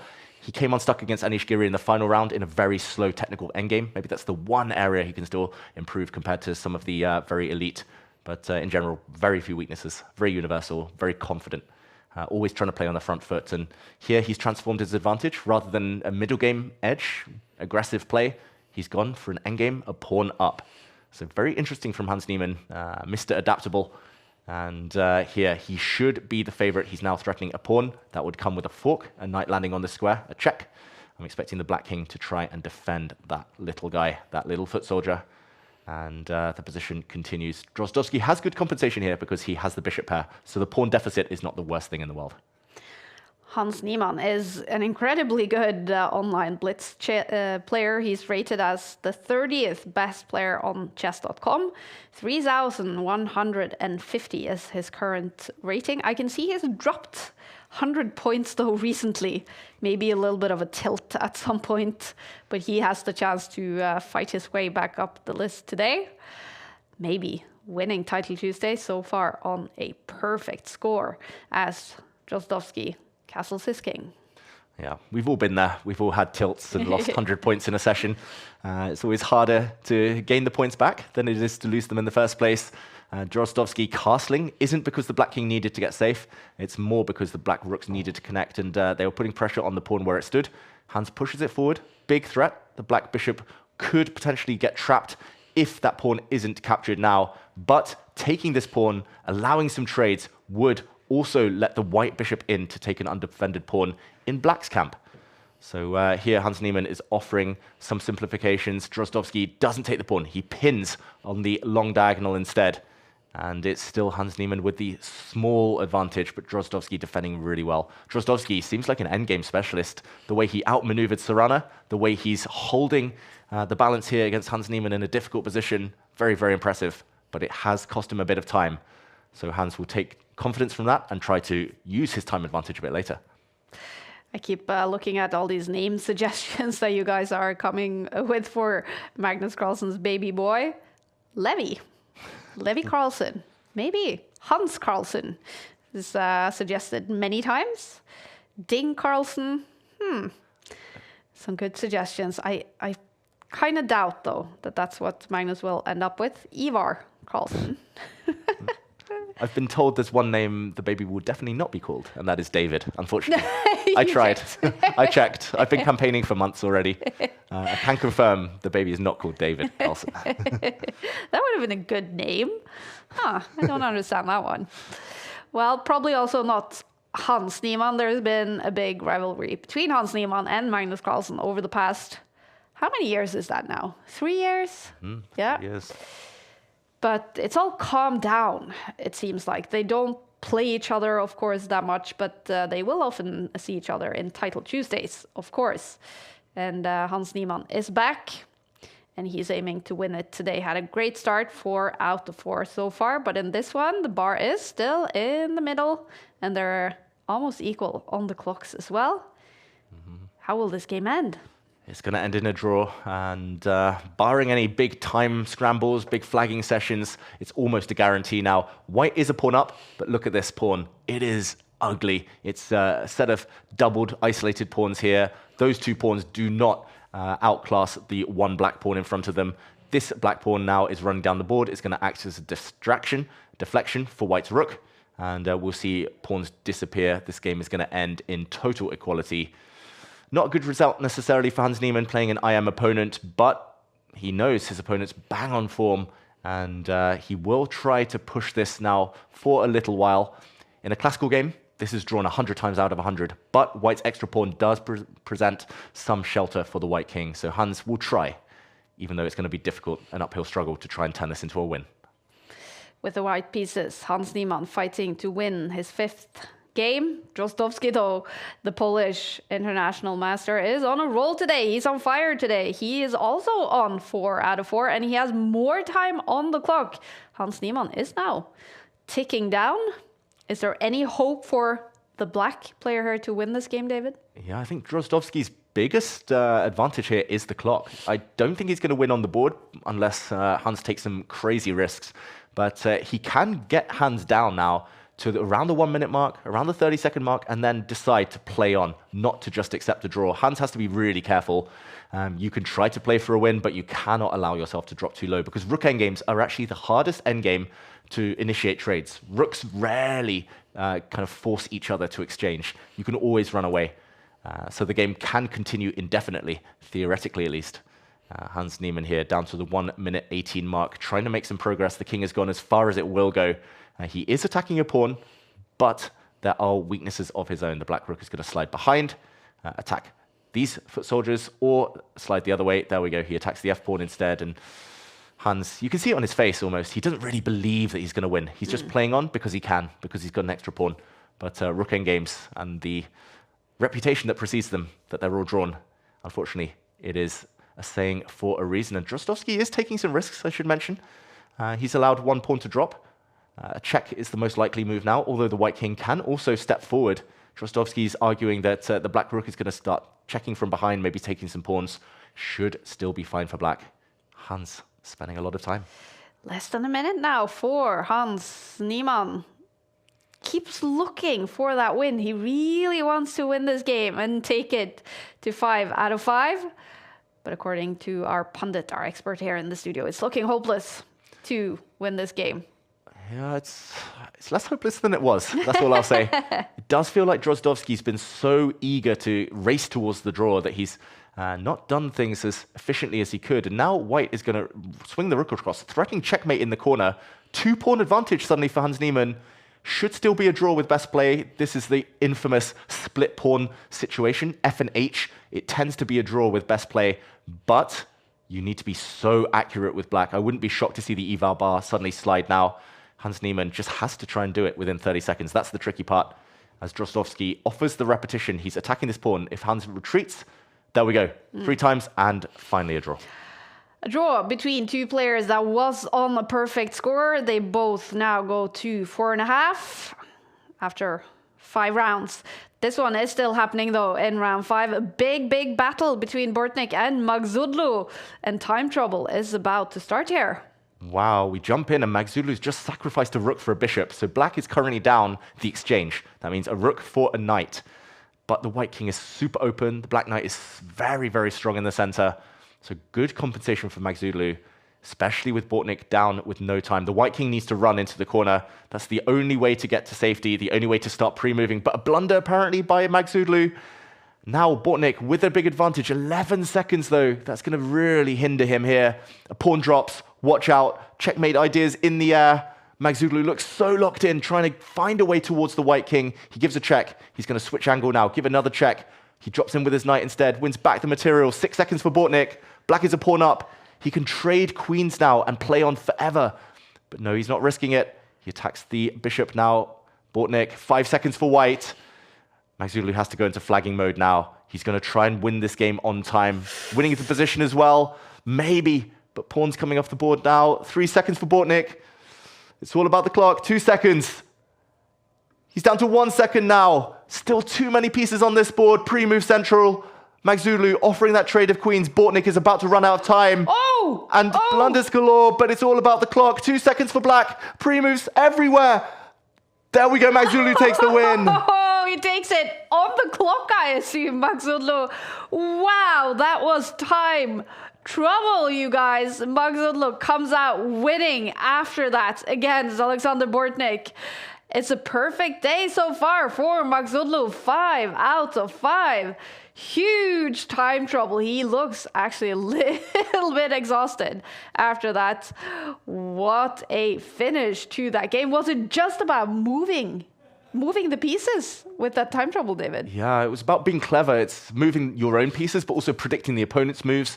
Magzudlu did one great thing there as the clock ticked down. He forced the queens off, meaning he could never get checked. The opponent only had a dark squared bishop, so he just kept moving his king on light squares. He pre-moved everything, and Bortnik is one of the fastest players out there, but yeah, Magzudlu, just enough to get the job done there. Wow, and that means Para Magzudlu takes first place. He's on a perfect score together with 6 players. Alexander Grishuk is there, Bakro is there, Salim Saleh is there, Mahadi is there, and Esipenko is there. So we still have a bunch of players on that perfect score. And round 6 just started. Alexander Grishuk, one of how would I describe him? One of the most notable players in the top of chess. And here he is with the white pieces against Bakro. Yeah, a really interesting clash here. It's a kind of similar generation clash, I'm going to say. Grishuk has been one of the world elite for so long. Hashtag thug life, for anyone who wants to search him on Google, on YouTube even. Grishuk is well known for his big quotes, his flamboyant personality, his time trouble.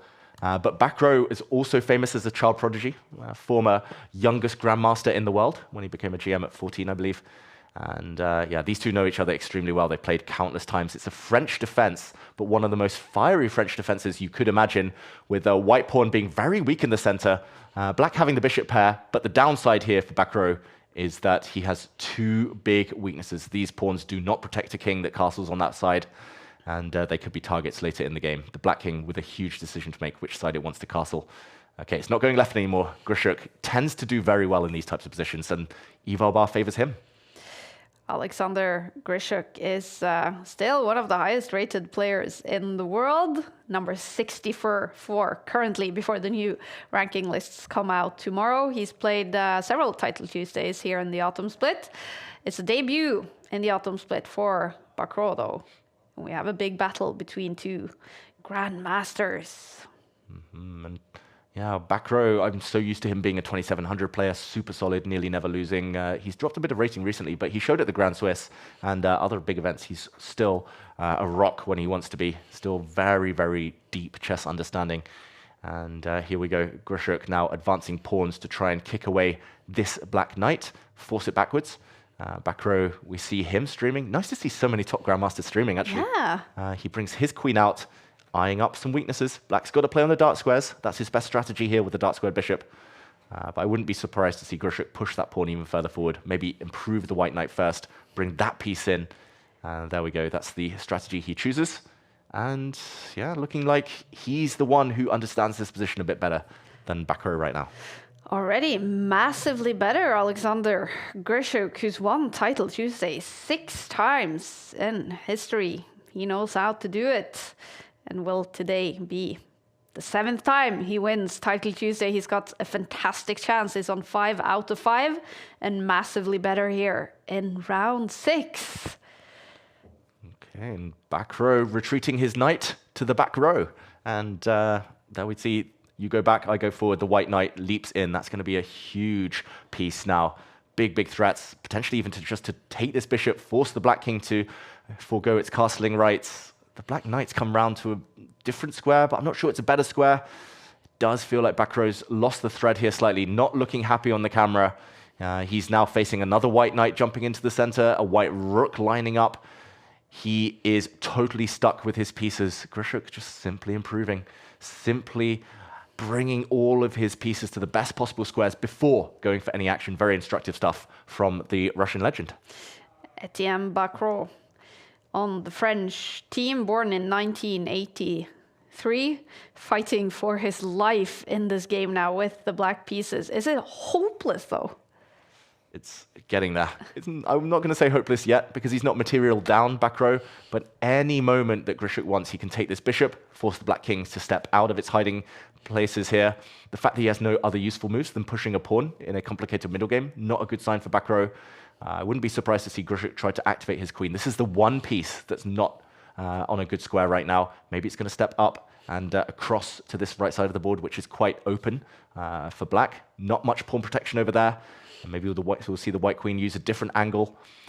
It looks like the type of position where Magnus, Hikaru, they would move instantly. But Grishuk is known to think very deeply, use his time advantage. And I wish I'd said this. I wouldn't have been surprised either. I was going to say, if he just pushes a pawn, creates some space for his king, because black is totally stuck.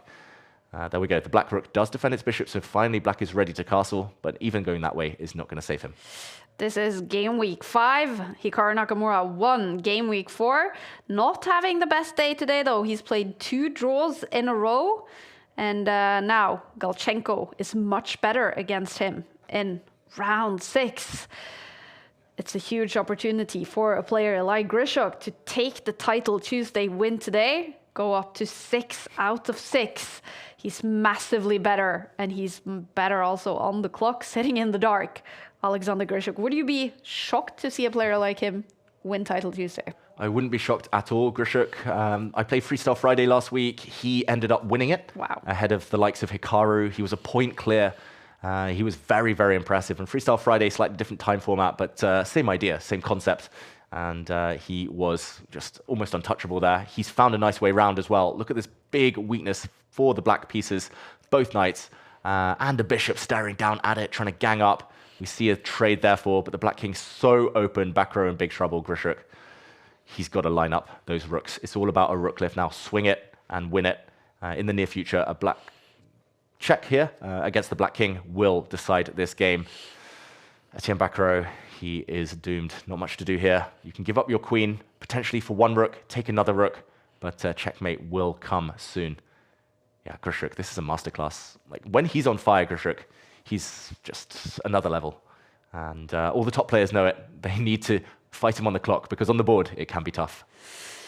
He has less than 2 minutes now on the clock, but it's looking fantastic for Alexander Grishuk to go up to 6 out of 6. There are other players as well fighting for that perfect score as we speak. This is round 6 out of 11 in game week 5. And Bakro, it doesn't seem like he's got much hope here. Nope, and there we go. His queen is even trapped. Look at this. Beautiful from Grishuk. Most of us were looking at the open black king. He sees the black queen lacking any escape squares. Bakro desperately trying to throw away pieces, trying to get some of White's pieces in return for the queen. He gets a rook and knight in exchange, but that is not enough clearly here. White is up material. White has the attack. Pawns are dropping. Bakro desperately trying to grab some of the white pawns too, but this is not going to save it. 10 seconds extra for Grishuk as well. He's just going to slide his rook across. He's going to defend everything. There we go. Pin, and he's soon going to win. That white rook will retreat. The white queen will get greedy, and this is just game over. Bakro, I think he will be resigning in just the next few moves as the queen lines up against the black king. This is just perfect play. I can't fault a single move by Grishuk in this round. And he hasn't moved on his camera. He is so calm and composed. Alexander Grishuk massively better on the bar, and there it is. It's a win with the white pieces for the great Alexander Grishuk from Russia. With the white pieces, he takes this and he goes to 6 out of 6, a perfect score so far. Will anyone join him though on top of those standings? Magsudlu has the chance to do that, and so does Salem. They are now up against each other here in round 6. We're heading into some time trouble, both under the minute on the clock. Wow, this position looks so beautiful for White, but you need the knockout punch. Magsudlu has sacrificed a piece. White is a knight down right now. A couple of pawns in return, but it's all about the attack. Can he go for the black king? And wow, he just grabs on the edge of the board. That looked like a very irrelevant pawn there, but still looking good for White. Black is so tied down. This knight, beautiful. The white rook's so menacing, creating so many threats potentially. The white bishop is soon going to start making its way back towards the other side of the board. Magsudlu in control, but he's spending too much time. He's suddenly 12 seconds down as he does play the most natural move, retreating his bishop. Salem is super quick. The UAE's top grandmaster for so many years now. Super speedy on the mouse. It's level on the clocks again. He needs to move. It is notably far, far more easy to attack than defend, as suddenly White's better again. Magsudlu, what's he going to do to win this game? Is he going to slide his bishop back, go for checkmate? There we go, big threat on the board. Oh, head in hands for Salem here. He's under so many threats as he desperately tries to improve his rook, chasing the white bishop. Rook's lining up. Oh, this one could go anyway. It's winning for White on the board, but still so complicated. Still so messy as there we go. Things changing. Oh, Yeah. get ready for the red numbers. Every move, it's going red, black's clock. But here we go. It's a rook check at the top of the board. The black queen is about to drop off. It looks like Magsudlu's about to win with a flurry of checks here. That check wins a piece. 3 pawns up now for White. Magsudlu, he's got 5 seconds extra. Salem down to 2 seconds. Can he keep checking? 1 second for black. He gives one more check. He's running out of time. Magsudlu trades off the queens, wins the black queen. He's about to win this game. And there we go. Magsudlu takes the win. It's a win. Another one for Magsudlu. He's on a perfect score. 6 out of 6. Did he win that on the board and on the clock? Yeah, he was winning in the final position. It was never really in doubt, but Salem, yeah, it was the clock, I think, that held him back from making those good moves earlier that forced a couple of blunders. What a massive game. That was entertainment, you guys. It ends up with a win for the great Magsudlu, who goes up to 6 points to join Alexander Grishuk and Andrei Esipenko, who is also on a perfect score. Salem Saleh stays on 5 points. But look at that. We do have the big names up there. Hans Niemann is on 5.5 after winning here in round 6. And I did see Hikaru as well. After 2 draws, he won in round 6, and he is now on 5 points. And we do see the matchups here for round 7. It's going to be Esipenko against Grishuk. 2 players on a perfect score. Andrei Esipenko another one of those fantastic Title Tuesday players. Here we go. Yeah, it is the Sicilian defense to start this game. Esipenko was once described as the next Grishuk, so this is going to be very interesting, a clash of generations, as we see the Sicilian Najdorf marked by this pawn push to a6. This is one of Grishuk's favorites in the repertoire of all of the top players in the world. But Esipenko, a very aggressive player, has beaten Magnus Carlsen in this opening before in a classical game. So can he do the same again today? Esipenko, so much he can learn from the great Alexander Grishuk. They're both from Russia. When it comes to camera and lighting, though, I do feel like Grishuk could learn something from Esipenko. He is sitting in the dark, and he looks very mysterious, Alexander Grishuk. Kind of suits his personality, that mysterious look. Andrei Esipenko with the white pieces here. Who would you say is the favorite? Oh, this is close. I'll say Grishuk, tiny favorite. Just because of his track record, just because of his consistency in the form he seems to be in online right now. But Esipenko, we saw at the Esports World Cup, can beat anyone. He knocked out Nepomniachtchi there. And I think it's his type of position as well. I'm just looking at the clock. Grishuk's actually up on time, which is super rare to say as a commentator. So I'll say Grishuk, maybe. But early days in this game, of course. Yeah. Esipenko loves Title Tuesday. He's played all of them so far in the autumn split, and he scored 9 points on the Champions Chess Tour leaderboards. He's currently inside the Esports World Cup in 5th place. One of the best players in this format, but he's never won. He's never won Title Tuesday. Today he has a huge chance to do that on that perfect score after 6 rounds. If we see a winner in this game, then that player will be on 7 out of 7. And right now, Esipenko is better on the bar. Yeah, if I remember correctly, he was only pipped by Sarana in game week 1 on tiebreaks. So very close. Yeah. And yeah, Esipenko, he's better on the bar here because White has full control over the board. This juicy outpost is often a characteristic of the Sicilian Najdorf, so that one is normal. But also on the other side, White is able to clamp down on the black pawns, meaning Black can never really step forward. Black has been deprived of pawn breaks, therefore Black is suffering slightly. You can still play with pieces, you can still line up the rooks on semi-open files, you can still get those orders of business done, but it's very difficult to find a plan long-term. So for now, it looks like easy moves for Grishuk, but there will come a time when he slows down, and that's when Esipenko will try to pounce. He'll improve his knight potentially, try to leap that one forward, maybe he'll double up rooks in the center. But early days here, Esipenko with a small opening advantage. We do have 422 players in game week 5. Huge number. We do both have the lower rated players. We have the super GMs. Everyone is here. We have already seen some underdogs. But now it's all about these top guys. Who will win Title Tuesday game week 5? Andrei Esipenko and Alexander Grishuk both have a massive chance today, as Magnus Carlsen is not playing, announcing the birth of his baby boy. And Hikaru Nakamura has played 2 draws so far. He is on 5 points heading into round 7. And there we go, the white knight retreats, echoing what the black pieces have been doing in recent moves. It's all about the retreats, it's all about the maneuvers. As predicted, both sides slowing down. Top players, they often calculate so quickly. They can calculate 10 move variations if everything is forcing within a few seconds.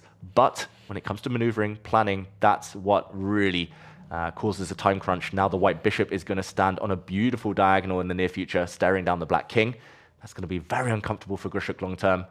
Maybe we'll see the black knights trying to jump in return.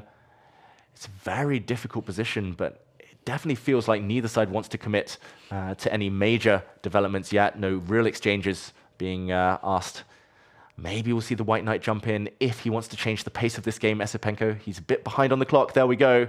But massively better. Blunder! Oh, he's missed this move. Pawn to e4, pushing that pawn forward would have actually won a piece for Alexander Grishuk, as the white bishop would have been deflected away from the defense of its knight. I missed it too. He played the most natural move. Grishuk trusted him, but Esipenko did blunder for 1 move, but it was missed. And suddenly it's back to better for white. Suddenly it's as if nothing happened after all. And these guys don't seem to have a clue that there was a huge happening on the board. They look calm. as Cucumbers keep playing, Esipenko is better on the bar. They still have more than 2 minutes both on the clock. Esipenko, he peaked back in 2022, David. When we talk about FIDE's standard rating, he was then over 2,700 and then gone a little bit down since that. Do you think we've seen the peak of Andrei Esipenko, or does he have a bright, bright future? Yeah, I think he's got a very bright future, Esipenko. Sometimes it just takes a few years to stabilize at a certain level. He's there or thereabouts. He's just below the elite. He can still beat them in odd games here or there. 21, 22, that's when he beat Magnus a couple of times in classical games. So he can do it. But he has been reforming his style. He was very, very positional. He was playing lots of Karo Khans, lots of very quiet openings. Then he became more aggressive. And sometimes in order to add that weapon to your arsenal, you just need to take a few hits.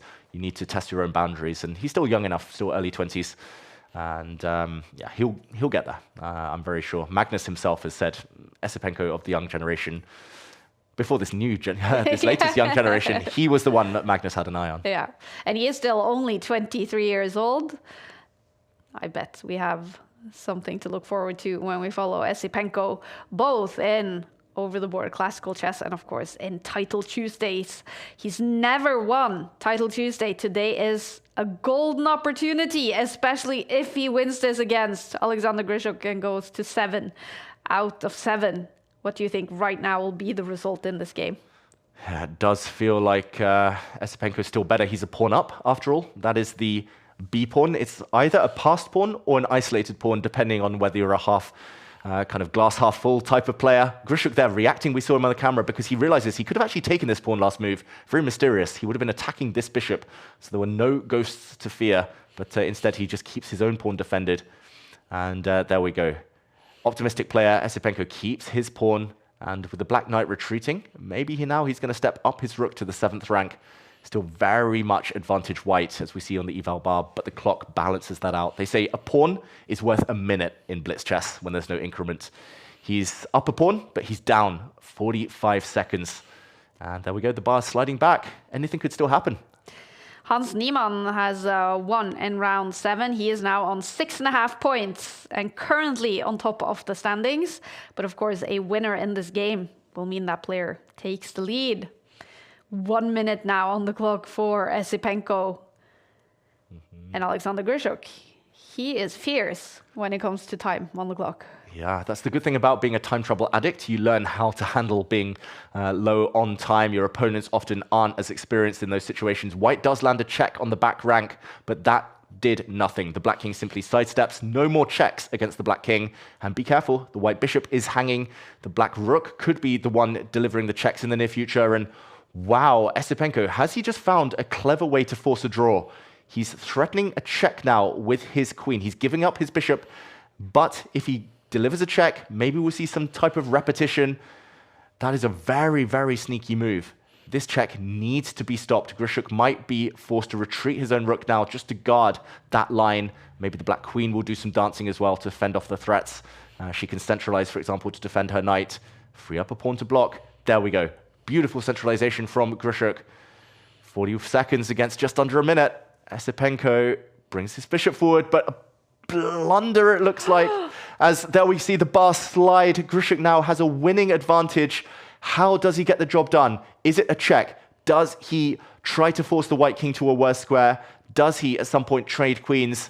You can push your pawn forward at the right moment as well. He checks with the queen in the corner. He's found it, Alexander Grishuk. If the king moves, he's going to play rook takes pawn. And if that queen captures, there's going to be a devastating knight fork, knight check. Esipenko slowed down. He realizes the danger. It's a trio of pieces. That's the magic number, 3 pieces. Queen, rook, knight. There we go. Rook sacrifice. The queen could not take due to a knight check. And this is now winning for Grishuk. He can even swap the queens at the right moment if he wants to. Esipenko disappears for a second. There we go. Queen's off the board. Back to level apparently, but Grishuk still with a 12, 15 second advantage.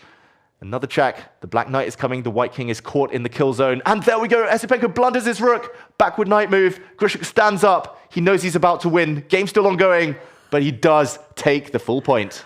Wow, look at Alexander Grishuk. He stands up. He loves this win against his fellow, much younger Russian. With the black pieces, Alexander Grishuk takes it again. 7 out of 7 for the 42-year-old. He's on fire today, and he is the player to beat. He now takes sole lead in Title Tuesday, Game Week 5. Look at that.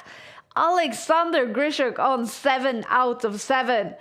In second place right now is Hans Niemann together with Duda. He has 6.5 points. And then a bunch of players on 6 points. Hikaru Nakamura is one of those players. Still hope for the 6 points players to win Title Tuesday today. This is not over. Definitely not over. That's a huge chasing pack. It looks like we'll get Grishuk against either Duda or Niemann. Those two players are definitely capable of taking him down, and suddenly everyone else will jump up. Yeah, this is a real race, and that's the beauty of these big Swiss Open tournaments. Nothing's guaranteed. Hikaru definitely still in the mix. He's on a roll now, trying to catch up. Definitely. Wow, that was massively impressive by Alexander Grishuk. What is it about him? He's 42 years old, and he keeps messing with these kids. Experience, plus, it's permanent, right? And he's been there, he's done it all. He's played so many candidates tournaments, Grishuk. He's beaten all the best players in the world. Sometimes it just takes a bit of practice to get used to the time format. Sometimes it's kind of the online scenario that top players don't enjoy, but Grishuk, he's still young enough to get the jobs done. Still 100%. So much experience to teach the new generation a thing or two. Yeah, an inspiration to all of us. And here we have a young Christoph Duda against Alexander Grishuk in round 8. If we see a winner in that game, that will be the leader of the tournament. But look at the game below that. Hikaru against Niemann. Also a huge one. Let's hope we get to see both those games. Young Christoph Duda will have the white pieces in this big battle against Alexander Grishuk, who is on fire today. One thing is for sure, Duda does not want to end up in time trouble against Grishuk. He's just a monster when the clocks tick down. Yeah, and in the meantime, this game was another Sicilian Najdorf. Grishuk winning with black in the previous game in a Najdorf. Although from shaky starts, he employs the same opening again. This time, it's a more positional approach. As we see Duda there with the yellow fashionable cap. Ooh. He is trying to occupy some squares that I'm going to highlight, not in yellow, but in green this time, as the white knights are going to support each other on outposts. But very colourful play, very colourful attire from Duda there. Love it. It's fun.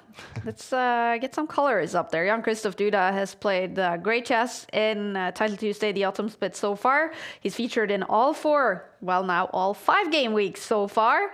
Second place in Game Week 3, and he has 9 points on the Champions Chess Tour standings. Today he is fighting to win Title Tuesday. And Alexander Grishuk on 7 points is doing exactly the same. With a win here, Grishuk will still be on that perfect score. 8 out of 8, but that's going to be hard. Young Christoph Duda is a hard man to beat in Blitz online chess. Yeah, it's not going to be easy. And Grishuk, as opposed to the previous game where he always had a bit of a time buffer, he's actually lower on the clock now. And Duda setting a nasty trap. Knight takes pawn would be a huge blunder. This is a well-known pattern. Put it in your memory banks at home. The white queen would step up 1 square with a check, hitting the king and hitting the knight in the center. So this is a poisoned pawn. Duda setting a nasty, nasty trap. That's why Alexander Grishuk perked up, sat up, and will now be looking for alternatives. Most likely he'll be sliding his rook across, maybe bringing out his bishop. There we go with a check, gaining time. Now the black king will castle and fight on. Opposite side castling, that's always the perfect ingredient for a chaotic middle game. Meanwhile, Hikaru is playing against Hans Niemann in round 8. The bar is in the middle, saying balanced. It's a big battle between these two Americans, who also have become somewhat of rivals in the last few years. Two of the best American players. Hikaru, of course, the best on the paper, both in Title Tuesdays and as world number 2. The new ranking list is coming out tomorrow. Don't expect huge changes there, but we do know one thing. Young Faustino Oro will hit 2,500 on the official rating list and then become the youngest player ever at 11 years old to reach 2,500. Yeah, very, very impressive. Let us know in the chat what you were doing at the age of 11. Yeah. Were you 2,500 in FIDE classical ratings? He is destined for the very, very top. The Messi of chess. And here we see a position that's getting messier by the second, actually. Look at this, a pawn sacrifice. It was a knight sacrifice from Grishuk, but if that knight were captured, the black pawn would have stepped forward with a fork. So instead, we see a queen trade. And who is the happier of the players about this? It is a pawn up temporarily for Duda. This is a very dangerous pass pawn potentially, but it could also just drop off the board in the near future. Could fall prey to the black rook, as maybe we'll see a knight trade offer first from Alexander Grishuk. The white king very, very open. That is black's compensation. This is getting very sharp now, but Grishuk has 1 minute less. This is the most danger he's been in all tournaments so far. Round 8 is the game before the final break of the day, so this could be crucial. Duda weighing up what to do. Will he trade knights? I think that's the most likely. Will he instead maybe shuffle his king into the corner? One thing not to do, to take this pawn, as you will walk into a nasty, nasty pin, and after a capture, you'll walk into a knight fork. Duda burning some of that time advantage. The chat is yelling, show us Hikaru, show us Hans. We want to see Hikaru versus Hans. And we are, of course, going to listen to you guys. We're going to keep an eye on this game as well, but let's jump over to Hikaru Nakamura versus Hans Niemann, both fighting to win Title Tuesday Game Week 5. We jump into a big smile on Hikaru's face. He has the white pieces, less than 2 minutes on the clock. Big, big rivalry. Hans is singing, celebrating. What's happening here? He's singing happy birthday to little baby Carlsen. Yeah. But Hans Niemann is very happy, and that's because he has a beast of a bishop in the center of the board. He also has a very powerful pawn. It should be level according to the eval bar. Ultimately, this endgame should fizzle out, but it could go in any direction still. Hikaru has a very strong pawn of his own, just 2 squares away from touchdown. Black's B pawn blocked, and Hans needs to decide, does he move his rook out of the way, offer a trade? Does he retreat his rook? A bit safer, potentially. And this one, Hans had a 1.5 minute advantage when we jumped in, hence the singing, but he's singing no longer. Hikaru looks locked in, focused, and Hans shaking his head suddenly as he knows his winning chances might start to disappear if this bishop trade happens. Bishop's disappearing off the board. Hikaru will bring his rook across, and whoa, has there been a blunder by Hans Niemann suddenly? Oh, the eval bar slid for a second, recorrected itself. Maybe there was something even stronger for Hikaru, but still good for white. He can flick in and advance with his pawn here. Instead, he trades off those rooks. Now he's going to slide his own rook across in the near future. This one, he's going to go forward with his bishop. Oh, this is not going to give Hikaru an advantage. He panicked there slightly, not realizing he was better. He could have also stepped forward with his pawn in the center, lined up his bishop on the long diagonal, but Hikaru reluctant to take risk. This is now very, very level. Hans Niemann can take a pawn, but his own pawn in the center will not last much longer. A draw, very likely. How big of a problem is the clock, though, for Hikaru with only 1.5 minutes left? I think that's maybe the biggest chance for Hans Niemann to win this game. Maybe he'll take this pawn and try to take some risk. There we go, in order to try and win. But Hikaru gives a check, gives a pin, and will now drop back with his rook. Nope, he steps forward with a pawn. Hikaru has sped up. Hikaru rarely gets flagged, no matter how low he looks. So 30-second difference between them might not be the decisive factor, as Hans is back to singing, it looked like. No, he's retreating his knight instead. The knight is hit. Okay, he actually counterattacks against the bishop. This is a dead drawn endgame. Rook and 3 pawns against rook and 3 pawns. Will they try and flag each other, or is there too much mutual respect between the pair? 2 Americans fighting here in Game Week 5 of Title Tuesday. They both have a chance to win this week's Title Tuesday. Hikaru Nakamura is shaking his head. He is not super happy, but our expert here in the studio is saying probably half a point for both of them here in round 8, meaning they still have a chance with 11 rounds to win Title Tuesday Game Week 5. And there we go, more pawns disappearing. It's rook and 2 versus rook and 2 this time. Surely we'll see a draw now. It would be a shock to see anything else as the players start repeating the position. Rook and king doing a dance, and it is a draw between these 2 legends. Hikaru does not look happy. Hans Niemann, however, looks kind of happy. A little chill, chatting out there. We're jumping back to this one. Of course, remember, Alexander Grishuk on a perfect score so far. If he wins this, he will be on 8 out of 8. But Duda has a chance to go to 7.5. What are we seeing? Well, we're seeing a position that's going to be almost impossible for Grishchuk to win. Ooh. White is a pawn up, it's opposite color bishops, but most importantly, there are still rooks on this board.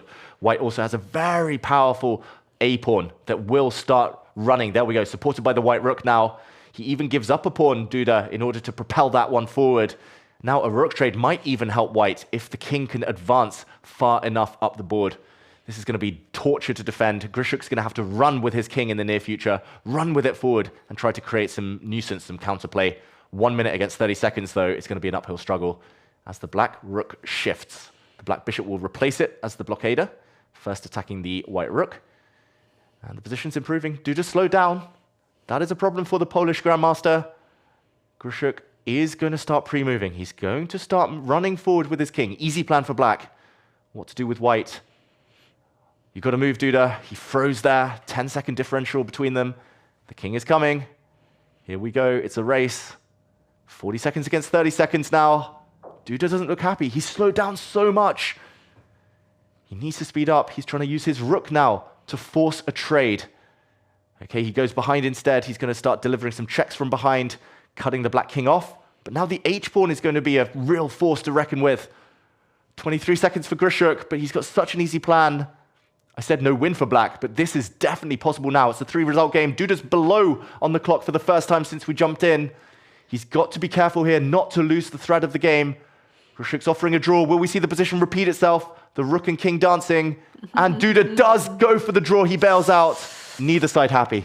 Ooh, it ends up with the draw. This top battle. We're not going to see a perfect 11 out of 11 score today. It ends here for Alexander Grishchuk. He's now on 7.5. He will be in the lead, though, in Title Tuesday after 8 rounds. Jan Krzysztof Duda goes to 7 points. He joins Hans Niemann. Jan Nepomniachtchi now also on 7 points. Esipenko on 7 points. And Shugirov on 7 points. Hikaru, one of 4 players, on 6.5. Okay, we had another player. Hawen joined us on 7 points. All right. Who will win Title Tuesday, Game Week 5, David? It's so tough. Yeah. I know I won't win it. I do feel it will be one of the players on 7 or Grishchuk. I think 6.5 is going to be difficult now. Not only does the likes of Hikaru have to leapfrog Grishchuk, who's got a great tiebreak, but they'll need to leapfrog the whole pack on 7. So I'm going to say one of the top 8 is going to win guaranteed with 3 rounds remaining now as we enter the final break. Exactly. Huge results happening, you guys. We've seen more draws today than, I don't have the stats for that, but I just have a feeling that there are more draws today. Is that a sign that players are getting more used to now, the 5+0 time format? Yeah, I think you're right there, Kaya. Like we see on the left side now with all the results, that's 5 draws on the top. 15, 20 boards there, and that's a pretty high ratio for no increment chess. Yeah. A lot of those draws are because of very high quality play. That means they're getting used to the time format, but also because players are not afraid to flag their opponents. We've seen it in the past. You might only have a king left, but if you kind of get your opponents to clock to 0, it's a draw. And a lot of players have been making use of that. So definitely, I think it's the fact that we're now in week 5. The players are pretty chilled. They're pretty used to it now. That's why the draws are recurring. Draws are a natural part of chess. But I'm not sure we'll see too many more for the remaining rounds. Yeah. Whew. All right. That was round 8, you guys. A total of 11 rounds. And 4 more minutes until round 9 starts. Who will win Game Week 5? Here we go.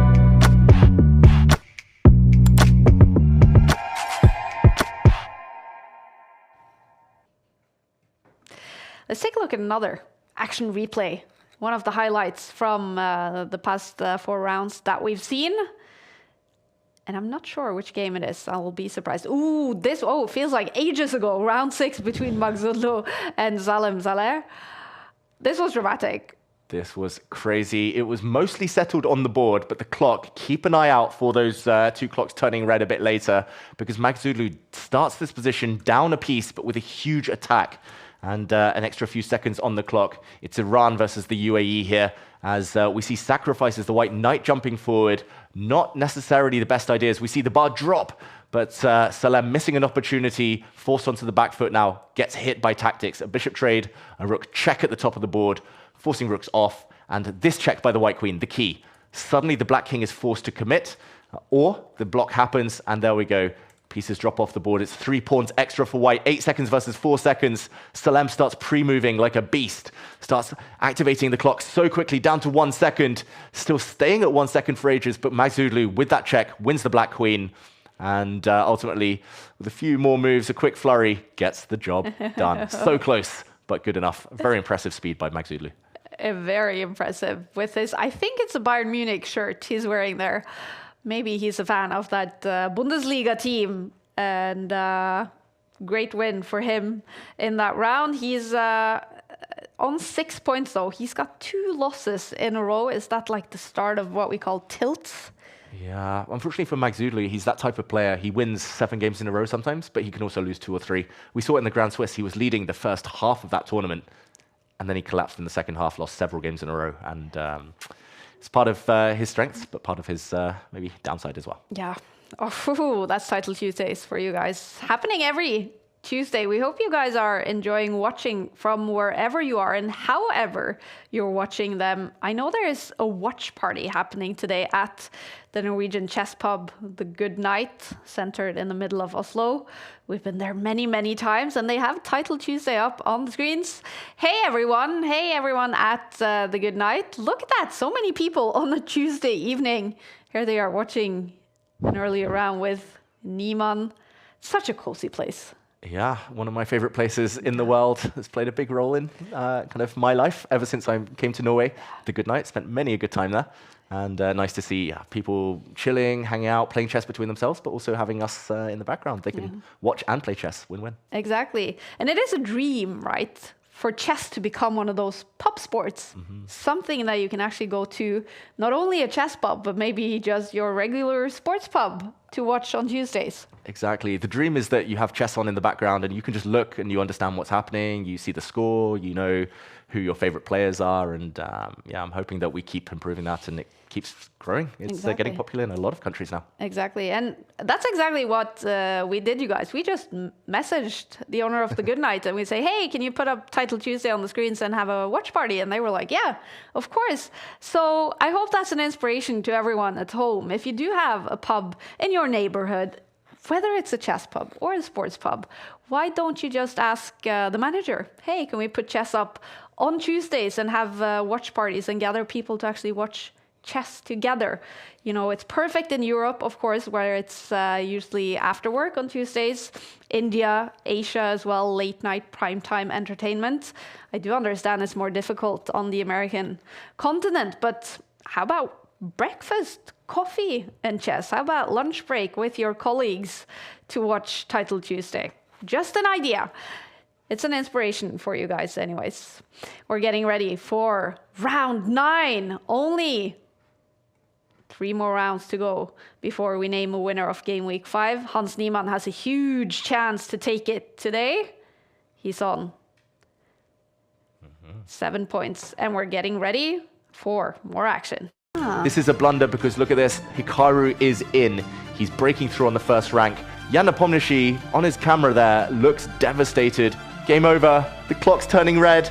2 seconds for white now. He's trying to trick Veruja, but no. There we go. It is a draw. 1 second left though for Slokin at the end. But look at this. It is a blunder apparently. Black needs to go for checkmate. The white king is stuck on the edge of the board. There's some huge traps against it. And there we go. Neither side happy. Bortnik is about to run out of time. And blunders galore, but it's all about the clock. 2 seconds for black. Pre-moves everywhere. There we go. Magsudlu takes the win. I think I can guarantee we're going to see more of those red numbers when it's heating up now with round 9. It has started some big battle. It's Grishuk against Nepo. Nepo in shared second place with 7 points. Grishuk is in sole lead with 7.5. And this is the game that we're going to follow here in the start of round 9. Grishuk with the white pieces. Jan Nepomniachtchi, they're both from Russia. They must know each other so well, these two. Yep, they've been on the same national team for so many years now, training camps together. And I believe there's a lot of mutual respect. I don't remember kind of this scoreline between them in the head-to-head being so one-sided. I think a lot of draws along the way because they're so evenly balanced. And Nepo showing a lot of respect to Grishuk. I should mention with his opening choice, he played the Berlin defense. Fair play to Grishuk. He did not go for any drawing lines, despite the fact he's in the lead in this tournament, and he has a great tiebreak. If he levels, if he kind of gets the same score as some of his rivals at the top by the end of round 11, most likely he'll win on those tiebreaks. But he wants a full fight. He does not go for the Berlin draw, keeps pieces on the board, trades a bishop for knight, and this is what we're left with. This knight is attacked, there retreats. It's going to relocate to the other side of the board to keep the white king nice and safe. The center is going to explode. And we'll await to see who that favors. At the moment, the eval bar says better for white, probably because of his active knights. They are as equal as can be in Title Tuesday history. Both have won it 6 times, both fighting today to win it for a 7th time. Jan Nepomniachtchi is making his debut in the autumn split. We haven't seen him in the first 4 game weeks, but he's finally back. He is one of those players that we really want to see play Title Tuesdays. A format that really fits him. He's described by Magnus Carlsen as maybe the biggest genius in the top of chess. So little time, no issue for Nepo. Yeah, and he's super quick as well, trusts himself. When they were young, Magnus, Nepo was probably, you could argue, one of the most naturally talented players, at least on a par with Magnus. He understood things, he was winning all these medals at youth events. And then it took a while for him to get to the 2700 mark, to break into the top 10. It was only in his mid-20s that he really kind of got there, put all of his tools together. But yeah, he's been super consistent ever since. He's, again, changed his style. He used to be very dynamic, very aggressive. Now it's more positional, very safe.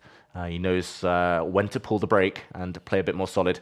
He's danced around with his queen, allowing the white pawns forward now, but he's hoping that the black bishop pair is going to give him good long-term chances in this position. As I'm expecting Grishuk to finally bring his knight over. There's the temptation of a pawn, but I think this would come with too much risk. Grabbing this pawn allows the black rook onto an open line that would stare down at the white king. This pawn also threatened in the center, so you don't want to rush here, Grishuk. Unless you're talking about the clock, there you need to rush because he's down a bit of time. Jan Nepomniachtchi is, of course, the reigning world Blitz champion. He shared the title with Magnus Carlsen. Very controversial stuff happening in New York on New Year's Eve. Alexander Grishuk, he is a 3-time world Blitz champion. Blitz is these two guys' speciality. Yeah, classical, of course, they're very strong, but Blitz, they really, really enjoy. A lot of the training camps, actually, they kind of revolve around Blitz sessions. You learn a new opening, you study it together, then you play Blitz against each other. It's a lot of Blitz, and that really pays off, that practice. Grishuk, who won those 3 titles, World Blitz titles, years ago already, so he's always been a good Blitz player. As Nepo finally getting that world title that had eluded him for so many years. As, okay, the bishop pair coming off the board, I think it's going to help Grishuk. Normally when bishops are paired up, you want to remove one of them. Knight versus bishop, you have much more maneuvering room there. This black bishop now can never avoid a trade. And the only question is whether Grishuk can land his knight into this square to totally block up the left side of the board, or whether he's going to focus on winning on the king side, going for checkmate. We saw Nepo smile. I don't think it was because of his position, which is getting a bit more dubious. I think it's just because he knows he's got more time on the clock. He's got so much more time than Grishuk. That could be decisive later in this game. Some other big matchups happening in round 9. Alireza Firouzja is playing against Nihan. Bar is saying balanced so far. We have Pranesh against Hikaru. Hikaru now massively better with the black pieces, fighting to win Title Tuesday for the 2nd Tuesday in a row. Jan-Christoph Duda is up against Theodoro. He's better on the bar, and Hans Niemann balanced with the white pieces against Hao Wen. Ooh, this position was looking balanced, but suddenly, big decision by Nepo. He sacrificed a pawn. A lot of you at home might be wondering, why did he just give away a pawn and connect white's pawn chain? It's because he creates a real pass pawn of his own. Look at this one. The black pawn, maybe even teaming up with a bishop, stepping forward to this square, is going to cage a white rook. The pawn and bishop are going to be worth a rook, guaranteed. It's just about whether black has any other ways in. Maybe the black rook is going to line up on the 3rd rank against the white queen. Very ambitious from Nepo, I'm going to say. He's down a pawn now, but he's created so many long-term chances that I think in practical terms it was a good decision. 1 minute 44 against 2 minutes 30. Watch out, there was a rook takes bishop threat. The white queen had to jump off the third rank, and this game is heating up. The black rooks are going to line up with their pawn there. Anything could happen. This is the type of position where the bar is going to swing one way or the other a bit later. Alexander Grishuk is in sole lead heading into round 9 with his 7.5 points. A win here will take him a lot closer to winning game week 5. A win for Jan Nepomniachtchi means anything can happen. So many players still has the chance to take game week 5, take all 10 points on the Champions Chess Tour standings. And glory, of course, in winning each single title Tuesday. Yeah, and you could argue the stakes are higher due to that fact for Nepo here rather than Grishuk. A Grishuk draw, he'll still be in joint first. A Nepo draw, he'll need to win his last 2 rounds, most likely. So he is at a crossroads now. Bishop takes pawn, I was going to say, was one option, but he had to let go of his beautiful passed A pawn. We'll see a trade of rooks now, most likely. And Grishuk still a pawn up with opposite color bishops. This should be level. This should be a draw. Because black has got such a good blockade on light squares, white has the perfect blockade on dark squares. Those factors should cancel each other out. But the clock, but the tournament situation, there's always going to be a chance that someone tries to risk it a bit later. We still see 2 queens on this board. Is there a lot of action left in this game? Especially while the queens remain. If you take the queens off, it's almost a guaranteed draw. The white bishop can never be touched. That one will defend all of its pawns. White will never be in risk. Black will put a bishop on this square to blockade if the queens disappear. Also no risk. So keeping the queens on is key for anyone who wants to win this game. But the white queen is far away. So Nepo reminds Grishuk here that his queen is off sidelined. He's 2 pawns down, but he's trying to create counterplay on the 2nd rank. This is very creative from Nepo. Maybe the white king will stick its head out now to defend its bishop. The one move you don't want to play is to move the bishop out the way. There would have been checkmating ideas on the light squares. Nepo should be able to get the draw here. He's got sufficient counterplay. He's going to take a pawn, but still an uphill struggle. Down to 1 minute each. The race is on. The bishop now blockades the white pawn. Won't step forward. Will we see a queen dance? Will we see a queen trade? Nepo's got the perfect blockade now. He's going to drop his queen back. This is a fortress for Nepo. It looks like the queens will come off. This game should end peacefully. But Nepo doesn't want the queen trade. Maybe he's the player playing for the win here. He took a look at the clocks there. You could see him on the camera. But ultimately, still balanced. 47 seconds for Alexander Grishuk with the white pieces. They're equal on the clocks, these 2 guys. So hard to beat, both of them. Will we see red numbers and drama, or will they just have a peaceful draw? I just feel there's drama. Like 9 times out of 10, this should be a peaceful draw now. The queen should come off, and it should just be an opposite color bishop endgame with no winning chances. But Nepo's been taking some risks. I think he's going to repeat the position a couple of times. Then he's going to start stepping forward with his pawns. There we go. He blocks the checks. Black's... Oh, it's a big blunder by Grishuk. He's walked into a double attack, a check, and his bishop has just dropped off. A piece down. Nepo's going to win the game. Grishuk's thrown it all away. Oh, look at Alexander Grishuk. Heartbreak. Jan Nepomniachtchi beats him with the black pieces. Massive, massive win for Jan to take this full point and to go up to 8 points. Ooh, that means Alexander Grishuk is stuck on 7.5. And Jan Nepomniachtchi will be in the lead. He is in the lead together with Jan Christoph Duda on 8 points. This one's still happening. Esipenko and Shugurov both have a chance to go up to 8 points. Red numbers on the clock. Red numbers. It's all about the checks, though. Can the white king escape? The black queen keeps checking, and there we go. It is a draw. Esipenko leans back. He was winning most of this game. He had an extra knight, but he walked into a checking sequence there. It's a draw in round 9 for Esipenko. He looks very disappointed with that result, but 9 seconds left on his clock. That is the result. He goes up to 7.5 points.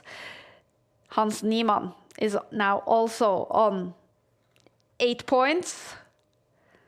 This is round 9. Look at these results, you guys. Nepo, a win against Grishuk. Duda won his game. Niemann won his game. Hikaru won his game. Firuzha won his game. And look at the standings. We have Niemann, Duda, and Nepo all on 8 points with only 2 rounds left to be played. 4 players on 7.5. Nepo versus Niemann coming up in round 10. We also see Hikaru versus Duda, but Nepo, Niemann both on 8 points. Huge battle coming up here between those two. Nepo will be flying high after that win against Grishuk. Niemann also coming from a win. Big one. Who's a favorite in that one? Oh, I think Nepo maybe slightly because he has the white pieces and because he's coming off the high of defeating the seemingly invincible Alexander Grishuk. Just playing on, waiting for the blunder. He took it, but they're both so speedy. And this opening, it's the Nimzo Indian defense, but this branch of it with giving white the doubled pawns, parting with the bishops, it tends to lead to fire, especially when Hans Niemann's in a mood like that, when he's smiling, happy, playing free. Oh, this could decide it all, this game. This could decide it all. A winner in this game will take the lead with 9 points. The third player on 8 points heading into round 10 is Jan Christoph Duda, who is now currently playing against Hikaru Nakamura. I will update you guys on everything that happens in that game. We will, of course, jump over when this one ends. But, we're going to see fire on this board. I have a feeling. And Nepo already better on the bar. Yeah, this opening he's chosen as well, it rarely leads to a draw. So it either goes very well for white, who looks like he's got a beautiful pawn center right now, really nasty pin that black struggles to break long term, or it goes badly because white has this horrible weakness that can easily be plucked off the board by the black knight a bit later. So you're going to be down a pawn most likely long term with white. You just need the compensation. There we go. Hans Niemann going for this pawn now that's hard to defend. He's just going to be a pawn down, but Nepo's going to blow it open. This is going to get very, very complicated very soon. What a game. What a game. And Hans Niemann is in such a good mood today. We see him singing, he's smiling, he's laughing. Can the players see each other on the cameras? Is it likely that they're looking at each other? Ooh, interesting. I don't think they do. I don't think you see each other. It would be a nice twist if they did. Yeah. Add another flavor. But normally in Title Tuesday, you just play from home, you play on your computer, you kind of just have that screen and nothing else. And yeah, I guess they're both streaming though. Maybe that's why they're both in such a good mood today. Yeah. Talking to their fans, we do love that players are still streaming Title Tuesday. That is a huge part of Title Tuesdays.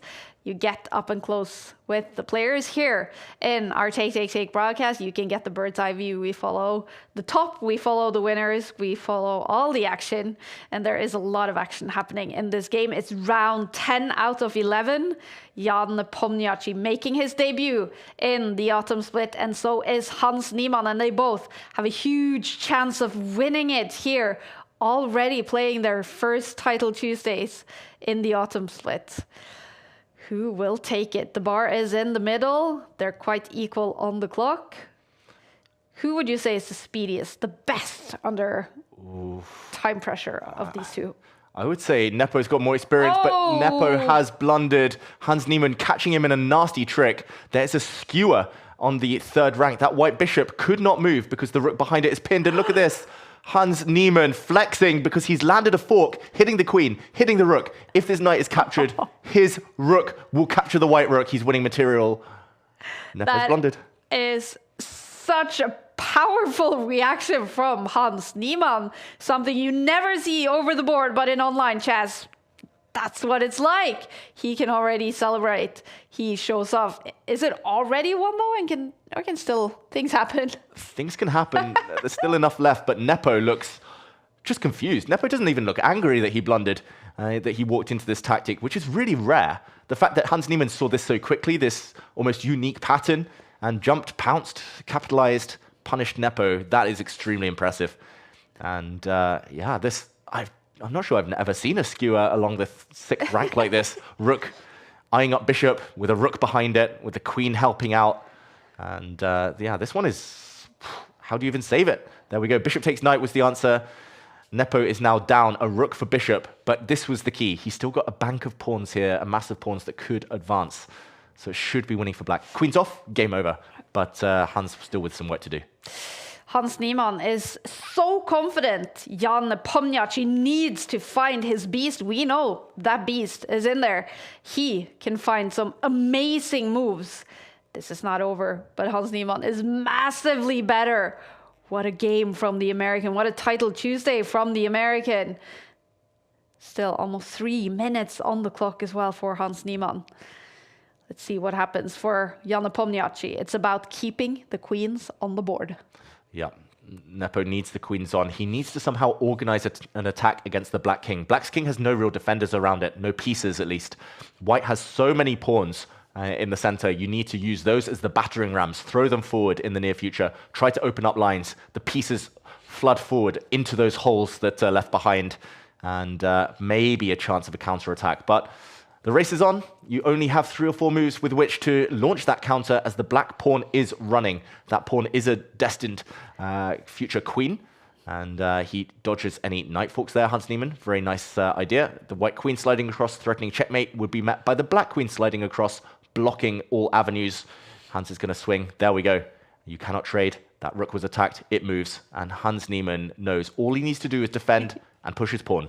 Easy plan. It's so entertaining that he is just showing off on the camera. He is celebrating. He is waving his hands in the air. He's digging some music.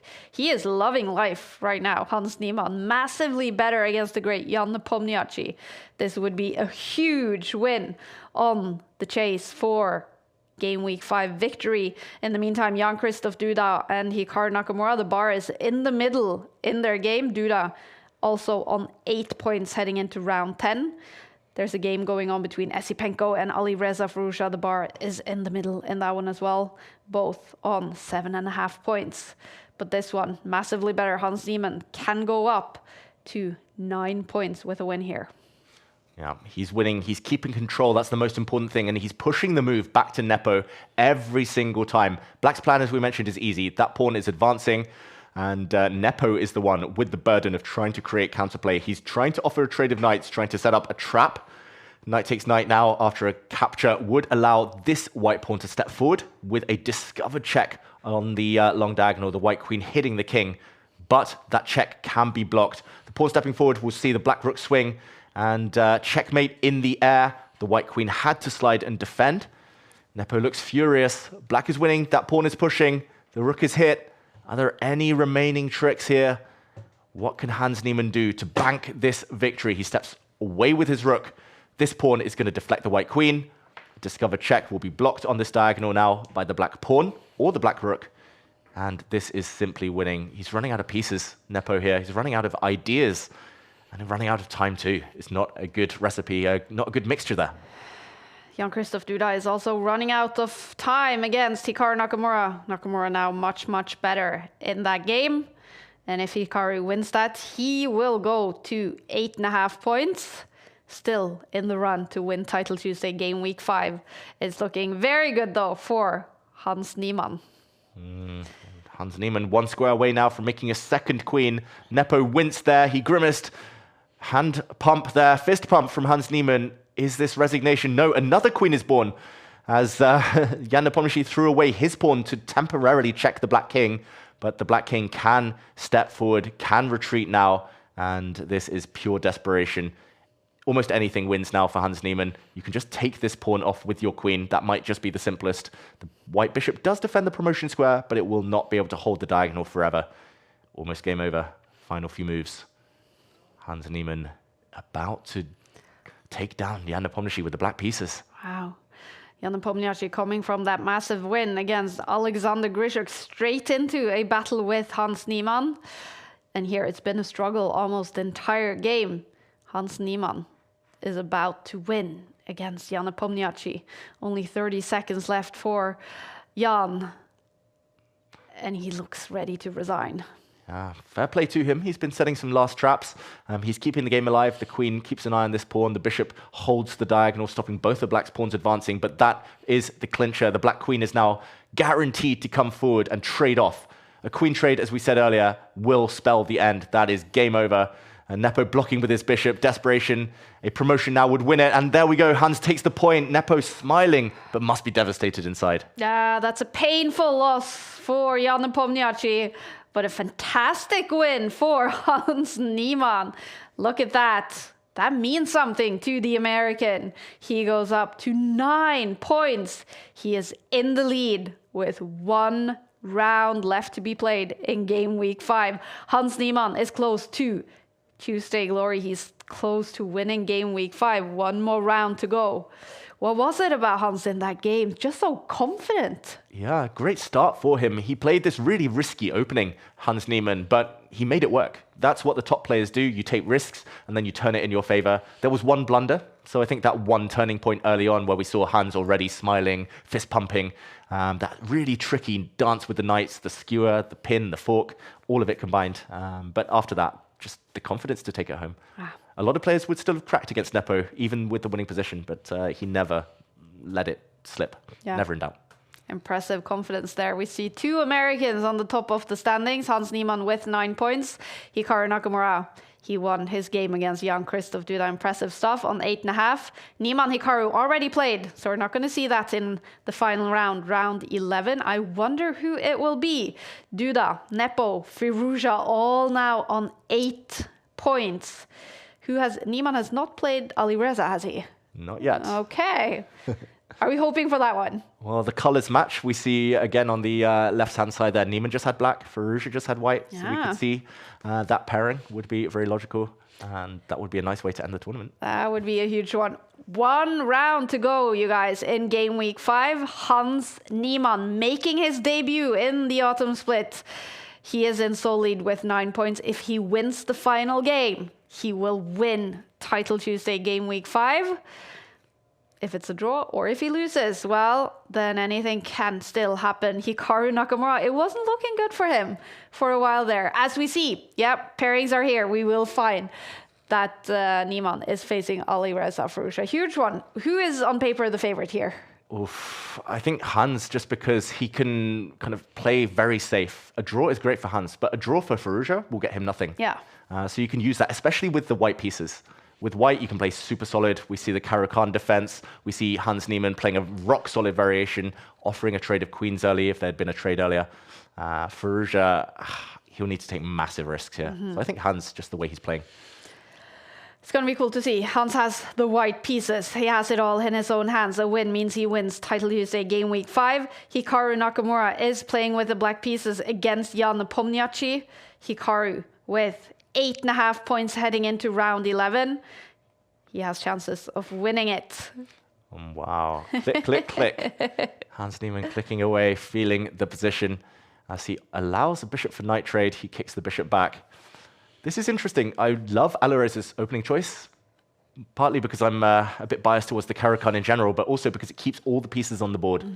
And we saw against Nepo earlier, Hans won material, but he was also able to trade lots of pieces quickly to make his job easier. With all the pieces on the board, it's easier to go wrong for both sides.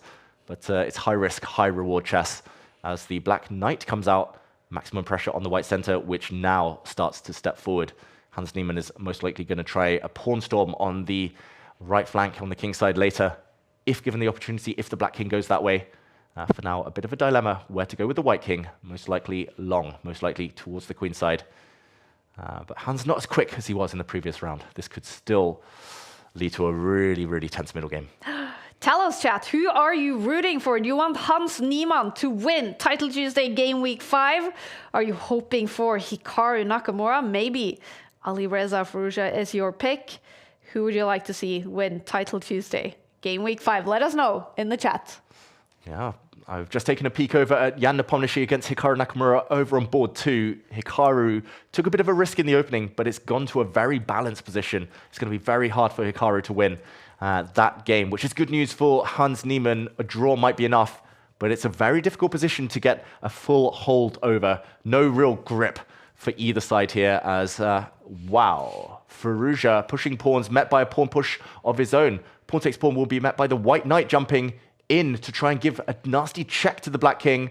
The eval bar says, whoops, not a good idea for Hans Niemann, but very, very tempting in practical terms. Very scary for Alireza Firouzja. If the black king runs and castles, then you're castling into the firing line. And the white pawns will step forward and blow open that flank.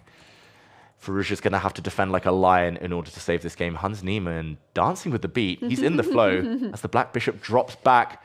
Big mistake by Alireza Firouzja there. Allowing bishop takes pawn looks odd. Hans Niemann's not even going for that pawn. He doesn't care about material. He's going for the Black King. This is the type of position where he thrives. Pure chaos. As there we go. Wow, pushing even more pawns forward. Not double thinking, not double checking, not trying to get into the weeds of the position, just trusting his instinct here. Hans Niemann. Pawn takes pawn will be met by the white bishop jumping into the position. That was not advisable. But look at the Black Bishop trapped now. That Black Bishop is the worst piece you will ever see. The Black King cannot castle on that flank anymore. It's just in the way. You want to pick it up and throw it off the board.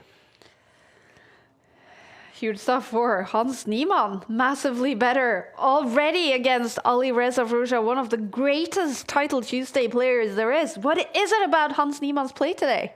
It's just the confidence. He's scaring his opponents. Firouzja could have played better moves in the last few turns, could have mixed it up, could have made Hans calculate, but Firouzja's ducking every challenge, ducking every battle until now because he had to. He's grabbed a pawn in the center, and I'm surprised Hans didn't stop to consider that. But maybe the white bishop in the near future is going to line up on this diagonal. It looks very, very juicy, very tempting. I wouldn't be surprised to see a knight for bishop trade as well. We will see Firouzja try to cling on to his extra pawn, at least suffer for something. But there we go, a trade. And what will Hans Niemann play? Maybe a pawn push in the near future. More likely the bishop will come forward. Still anyone's game, although the eval bar says huge advantage for white. Hans is going to have to put his money where his mouth is and have to fight with very, very high energy in the next few moves. Look at this, 2:30 left on his clock. Hans Niemann is on fire. Alireza Firouzja struggling here. Okay, wow. Oh. Interesting move. That was not on my radar. Hans Niemann quiet pawn push was not on my bingo card, and that has allowed Alireza just a little bit of time to step forward with his pawn. I'm surprised he didn't try to take, actually, to try and quicken up the development of his pieces. But now Hans has been able to kick the Black Knight away, which will most likely land in the center. And it's all about the bishops. The Black King as well, caught in the kill zone. It's not going to be able to castle any side anytime soon. Hans has so much space.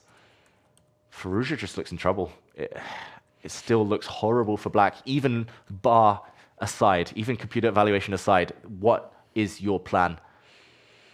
Alireza thinking now, trying to find a way forward. He's going to run somewhere with his knight. He's just going to move and hope. He's still a pawn up. That is the saving grace as he leans up there. Alireza smiling for a little bit there, knowing how difficult his position is. He needs to dig deep. He retreats. Sad move to make, but a necessary one. His plan is to step forward with his pawn, bring his bishop out, finally get castled. But does he have enough time against Hans Niemann? Hikaru Nakamura and Jan Nepomniachtchi, the bar is in the middle in that game. Hikaru with 8.5 points. Probably needs to hope Hans Niemann loses this game.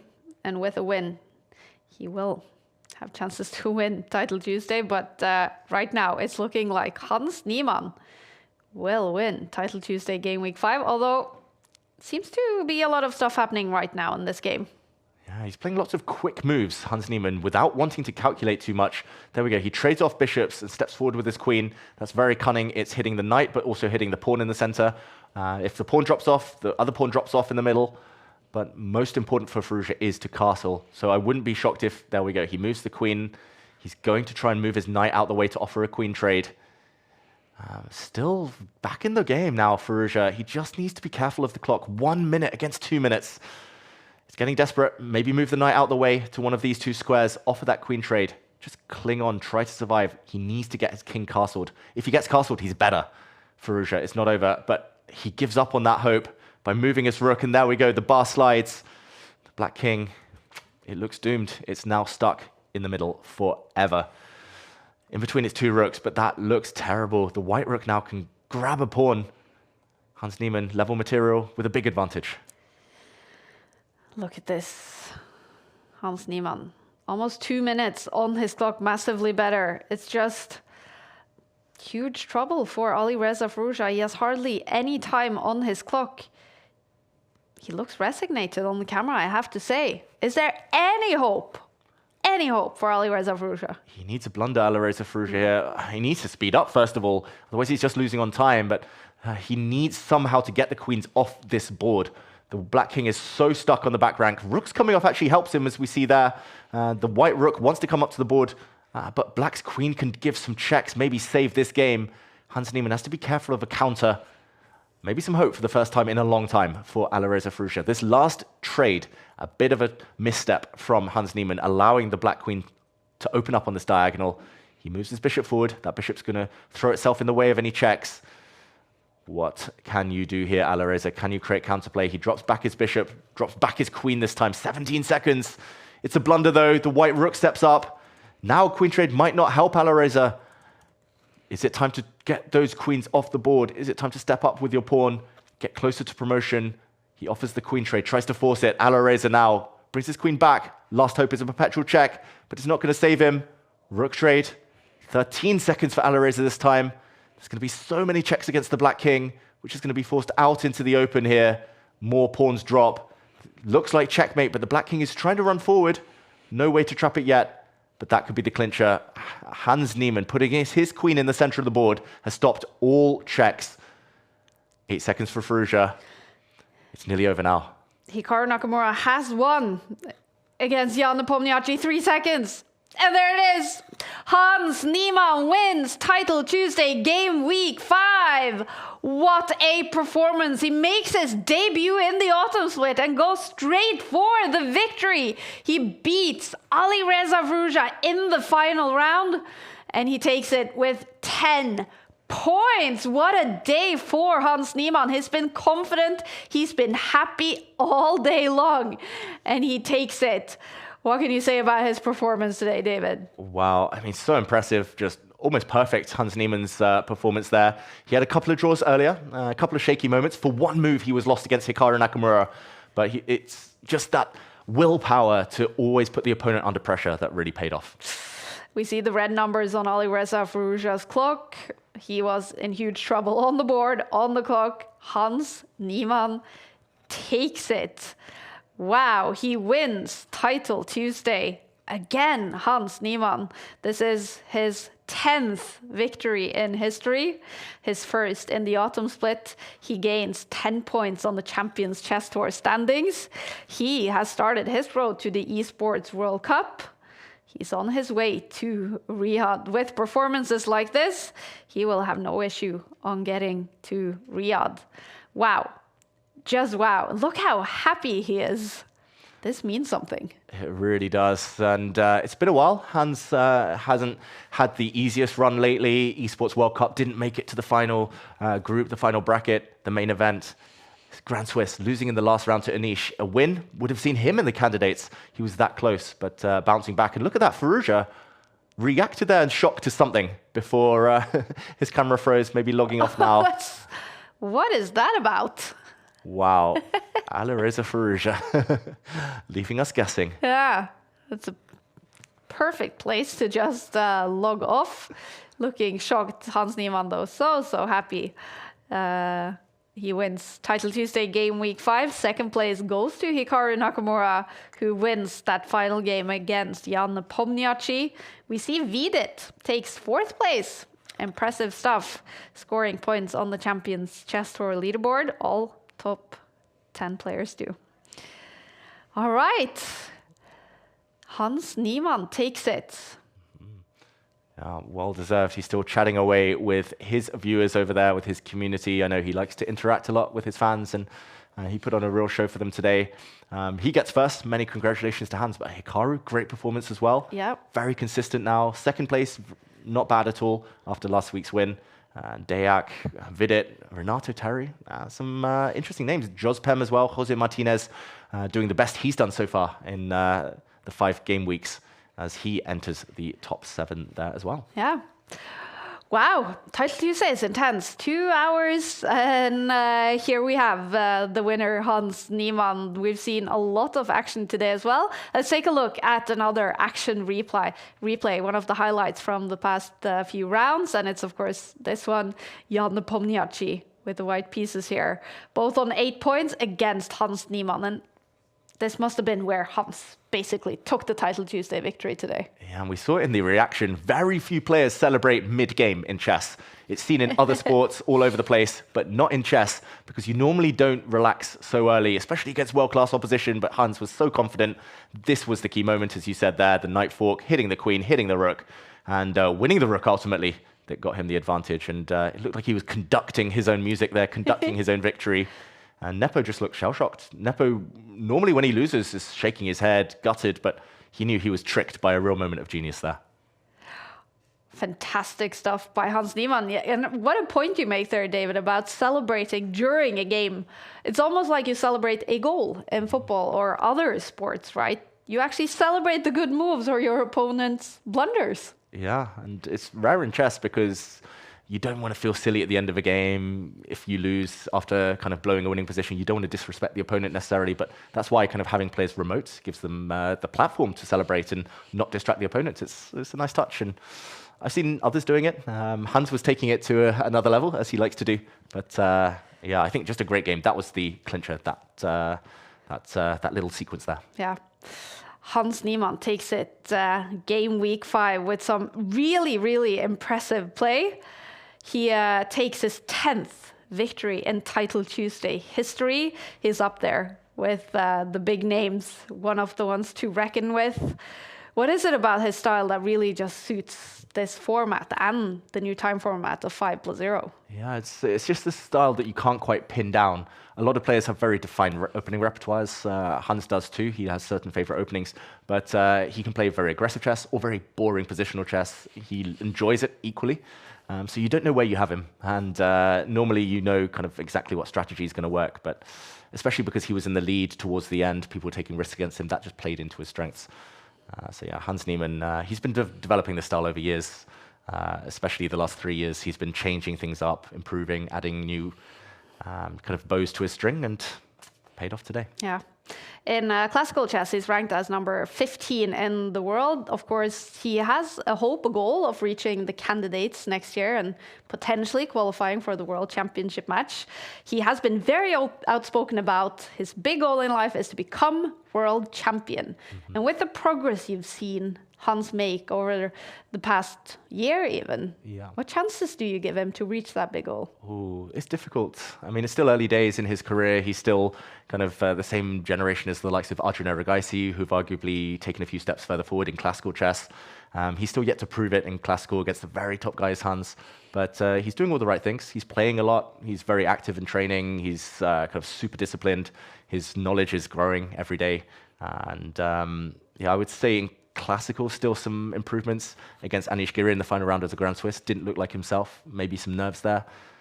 But yeah, in terms of Blitz Rapid, I think he'll be a world champion at some point in one of those two time formats. Classical is going to be difficult, though. So many rivals who specialize more on that time format. Yeah. Well, we've seen today online Blitz Chess. He is amazing in this format, and he has started banking up points towards the Esports World Cup happening next summer. Maybe he's going to win that one. The reigning champion is Magnus Carlsen. He is now already qualified for next year's Esports World Cup. Everyone else is playing Title Tuesdays, hoping to bank some points every single week on the Champions Chess Tour leaderboard. We are hoping to get a comment from Game Week 5 winner Hans Niemann.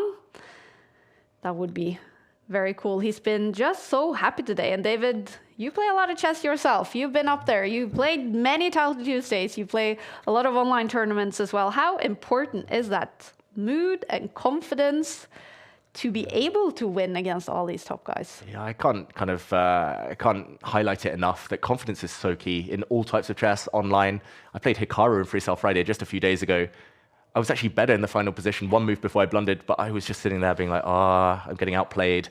You need to trust yourself. And Hans knows he's not playing perfect chess. Nobody can, but he's playing moves that he enjoys. And if you chess is more than 50% psychological. It's about good moves, but it's also about staying resilient. And yeah, it's super important. Yeah. Super important. All right, we are still hoping to get a comment from Game Week 5 winner Hans Niemann. In the meantime, we're joined by Alexander Bortnik, our great friend. Can you hear me, Alexander? Yes, I can hear you. Hi. Hi, it's good to see you. How are you? Good, like Interesting. Thank you. Yeah. So I know you didn't have your best Title Tuesday today. How would you sum it up? I finished 8 of 11 last round. Still have problems with my time management. Like I got flagged twice. So I hope next will be better. Yeah. Is it difficult to get used to this 5+0? Have you figured out some sort of magical trick to make it work? Yeah, absolutely.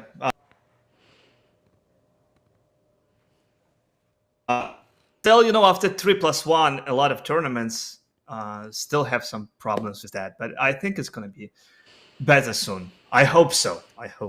Yeah. But it's more interesting, of course. And we do love following you in Title Tuesday, Alexander. I also wanted to talk to you today because you've been very active on X last, 24 hours with some news coming out from the FIDE CEO, Emil Sutovsky, about some changes to ratings and rating rules and farming.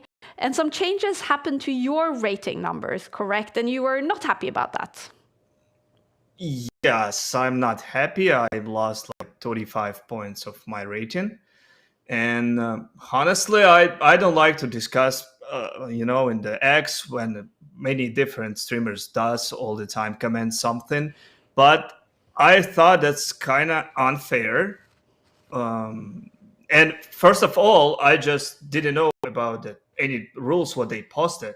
I just saw it as minus some 35 points, and I had no idea what's the reason what happened. Yeah, before actually Sutovsky to clarify that was some rule which they provided like in November last year, and I remember that my friend of mine, and who is also arbiter, pointed that. But after I never seen any change of my rating, I thought they just canceled the rule.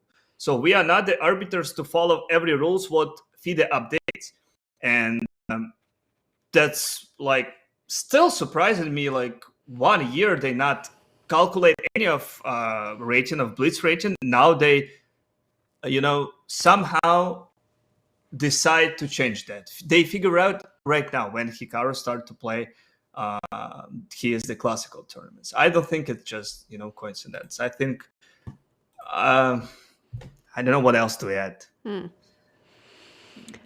Do you? I see also. Yeah, sorry. Does it feel like a hopeless sort of situation when FIDE enforces these rules and regulations and new things upon you guys, and you guys are out there fighting for your ratings and your numbers and your points and your invitations to tournaments every single day as chess players? How frustrating is it when these things happen?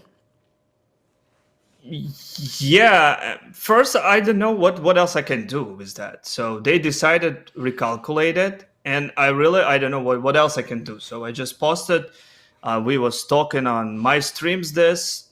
If you have some ideas what else I can do, okay, I'll just take it. Really, I don't know. Also, I don't feel like that. I like that's a word like farming word.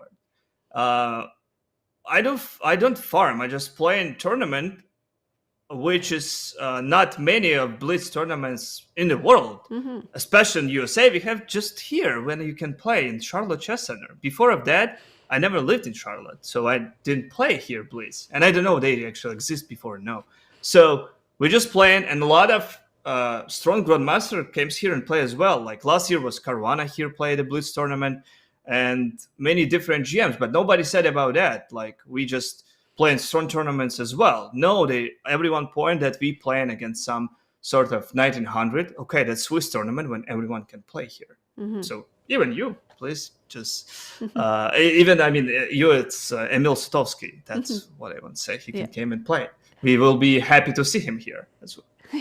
Would be cool to see him play Title Tuesdays. Now, Alexander, David agrees with a lot of what you're saying, right? And the frustration here, David. What is the reasoning from FIDE to do what they've done? I don't know. We need Emil to explain. Every time, I've been quite vocal on X as well, but every time I ask a question, shut down very strongly, and the point is never really addressed. So Yeah, it's disappointing. It does feel like players are kind of discouraged from playing for fun. Like now we're asked to take a lot of risk, and I don't know. It's going to be tough for players. There's going to be a huge kind of disparity, I feel, between the top and players lower down. Yeah, I've said a lot already, and I don't want to be too negative in general. I hate kind of disagreeing with systems, and I kind of want there to be an inherent level of trust, but a lot of strange stuff going on right now. That's what I'll say. Yeah. The FIDE rating stuff happening there. Let's see what happens in the future. But it doesn't affect Title Tuesday and online ratings and Champions Chess Tour standings and Road to Esports World Cup and all of that, Alexander. How important is it for you to keep playing Title Tuesdays now and bank one of those spots in next year's EWC? Yeah, that's very important, and I'm happy we have this opportunity. But I also will keep playing, over the board. So we have in Charlotte Bliss tournament on Saturday, and with new rules. As I said, it's not about farming, so I will play, of course. Also, I want to add, it's not first time when FIDE taking some of my ratings from my Blitz, because in 2016 I played Abu Dhabi Blitz tournament, and in second round I won a game, but then I see it's still in FIDE actually, as I lost that game, and I minus 20 points of rating after that game happened. And I was trying to contact someone that day. I'm just writing to the Ukrainian Federation, to arbiters, to everyone else. No, still nothing changed with my rating there. So it's still minus 18.40, like in 2016. And nobody changed that. So why? Give me back my points, because I won that game. And still, I lost that game. It's in their statement. But no, they only taken some points. I don't think they will back ratings. Will be like that right now. But I will keep playing and online and over the board. I just feel it's against the kind of idea of sport that players can be playing a game where if they win, they gain 0, but the opponent can gain everything, and it just doesn't feel fair somehow. So I'll leave it at that. But. Yeah, Alexander, I just want you to come back to Oslo. I missed you when you were here last time, so you need to come back, man. Come back here for that great air in the Dave Cave. Alexander, thank you so much for joining us, and we hope to see you again very soon. Thank you so much. Alexander Bortnik, a great player in Title Tuesdays. He didn't have the best day today. Someone who had a fantastic day today is Hans Niemann. Congratulations on winning Game Week 5. Hi. Thank you. You have looked so confident, so happy all day, Hans. How are you right now? Great. The American anthem and really gave me strength. Was that what you were? As a proud American chess player. Yeah, we were wondering what you were listening to. You were, it were really looking like you were having a good time today. Was that the key to winning Game Week 5? Well, it's hard to be in a bad mood when you're winning all your games. And especially my game with Hikaru, although I didn't win the game, it felt like such a psychological victory, because usually if we play and run the same points, in his white, he'll force a draw with sort of this Berlin draw. But the fact that I had more points, he never really plays Roy Lopez unless he wants to force a draw. And then I avoided the draw multiple times and then pushed a bit. I think I feel psychologically quite confident against Hikaru now, considering his, let's say, lack of ambition in his style, which seems to only be against me and one other player. Okay. Well, Hans, you take your 10th Title Tuesday victory in history today. Big number. Congratulations. 10th? Yeah. Really? Yeah. Yeah, I lost count. That's a good sign, I guess. Exactly, yeah. And we've missed to see you in this new, so now we call it, the autumn split. This is Game Week 5. There's been a new time format. You make your debut today. We haven't seen you so far. What have you been up to? Of course, Grand Swiss took up some of your time. Yeah, it's just while traveling. Proctor is just so miserable to use.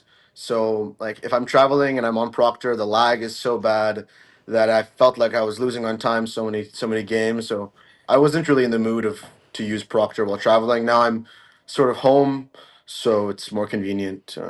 So I thought I would play. But I also don't think that the 5+0 format is the best for my classical chess.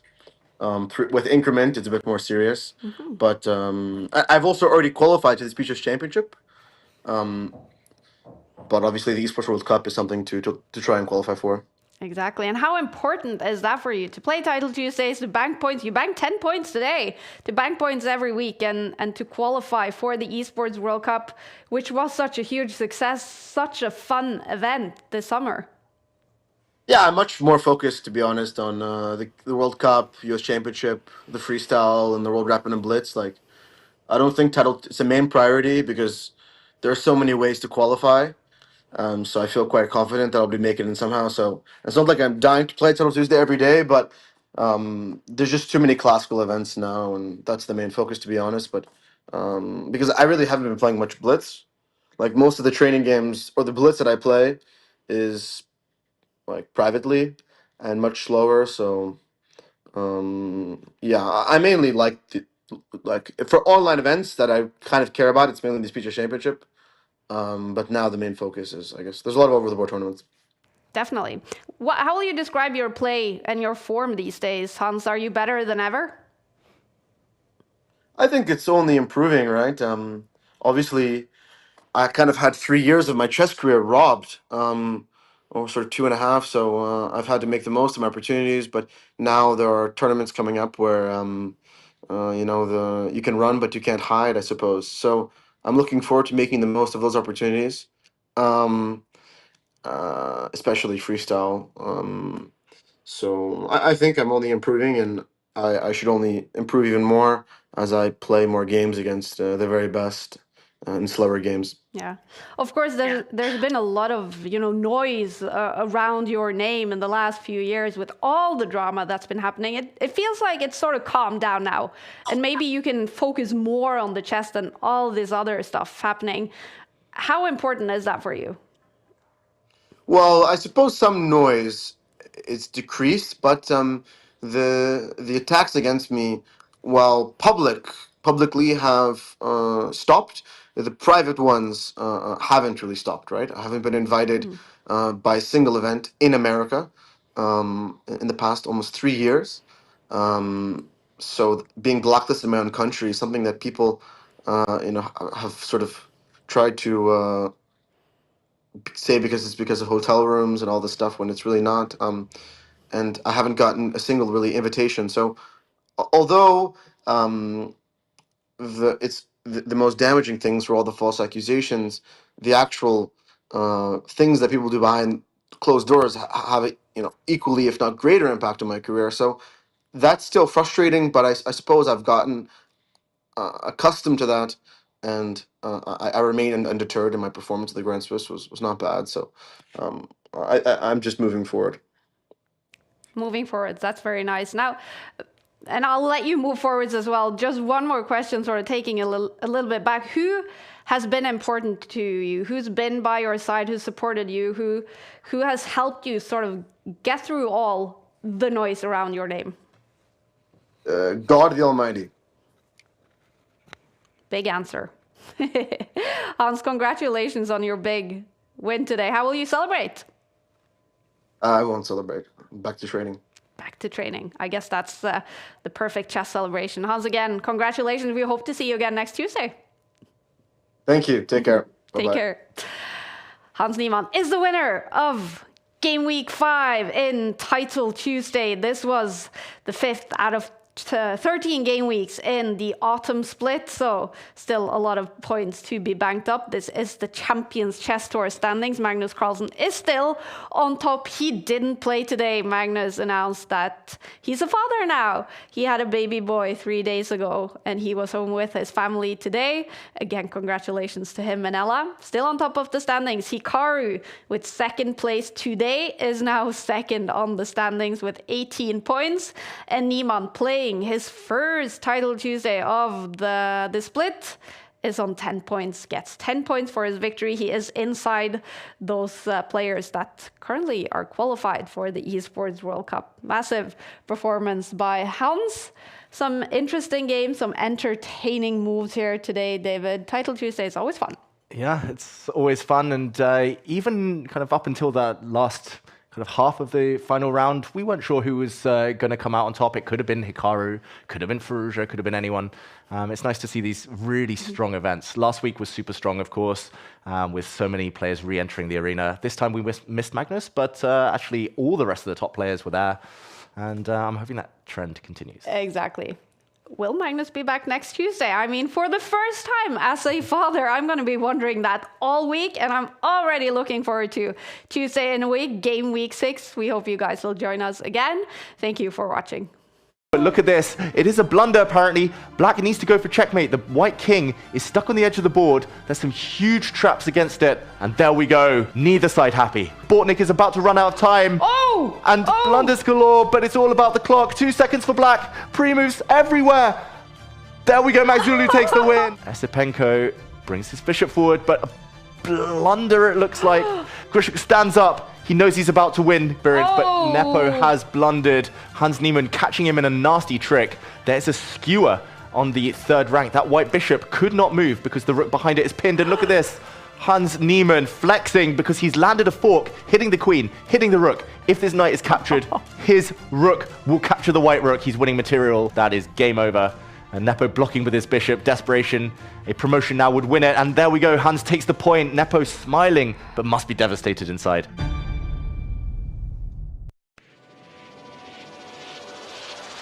Here we go.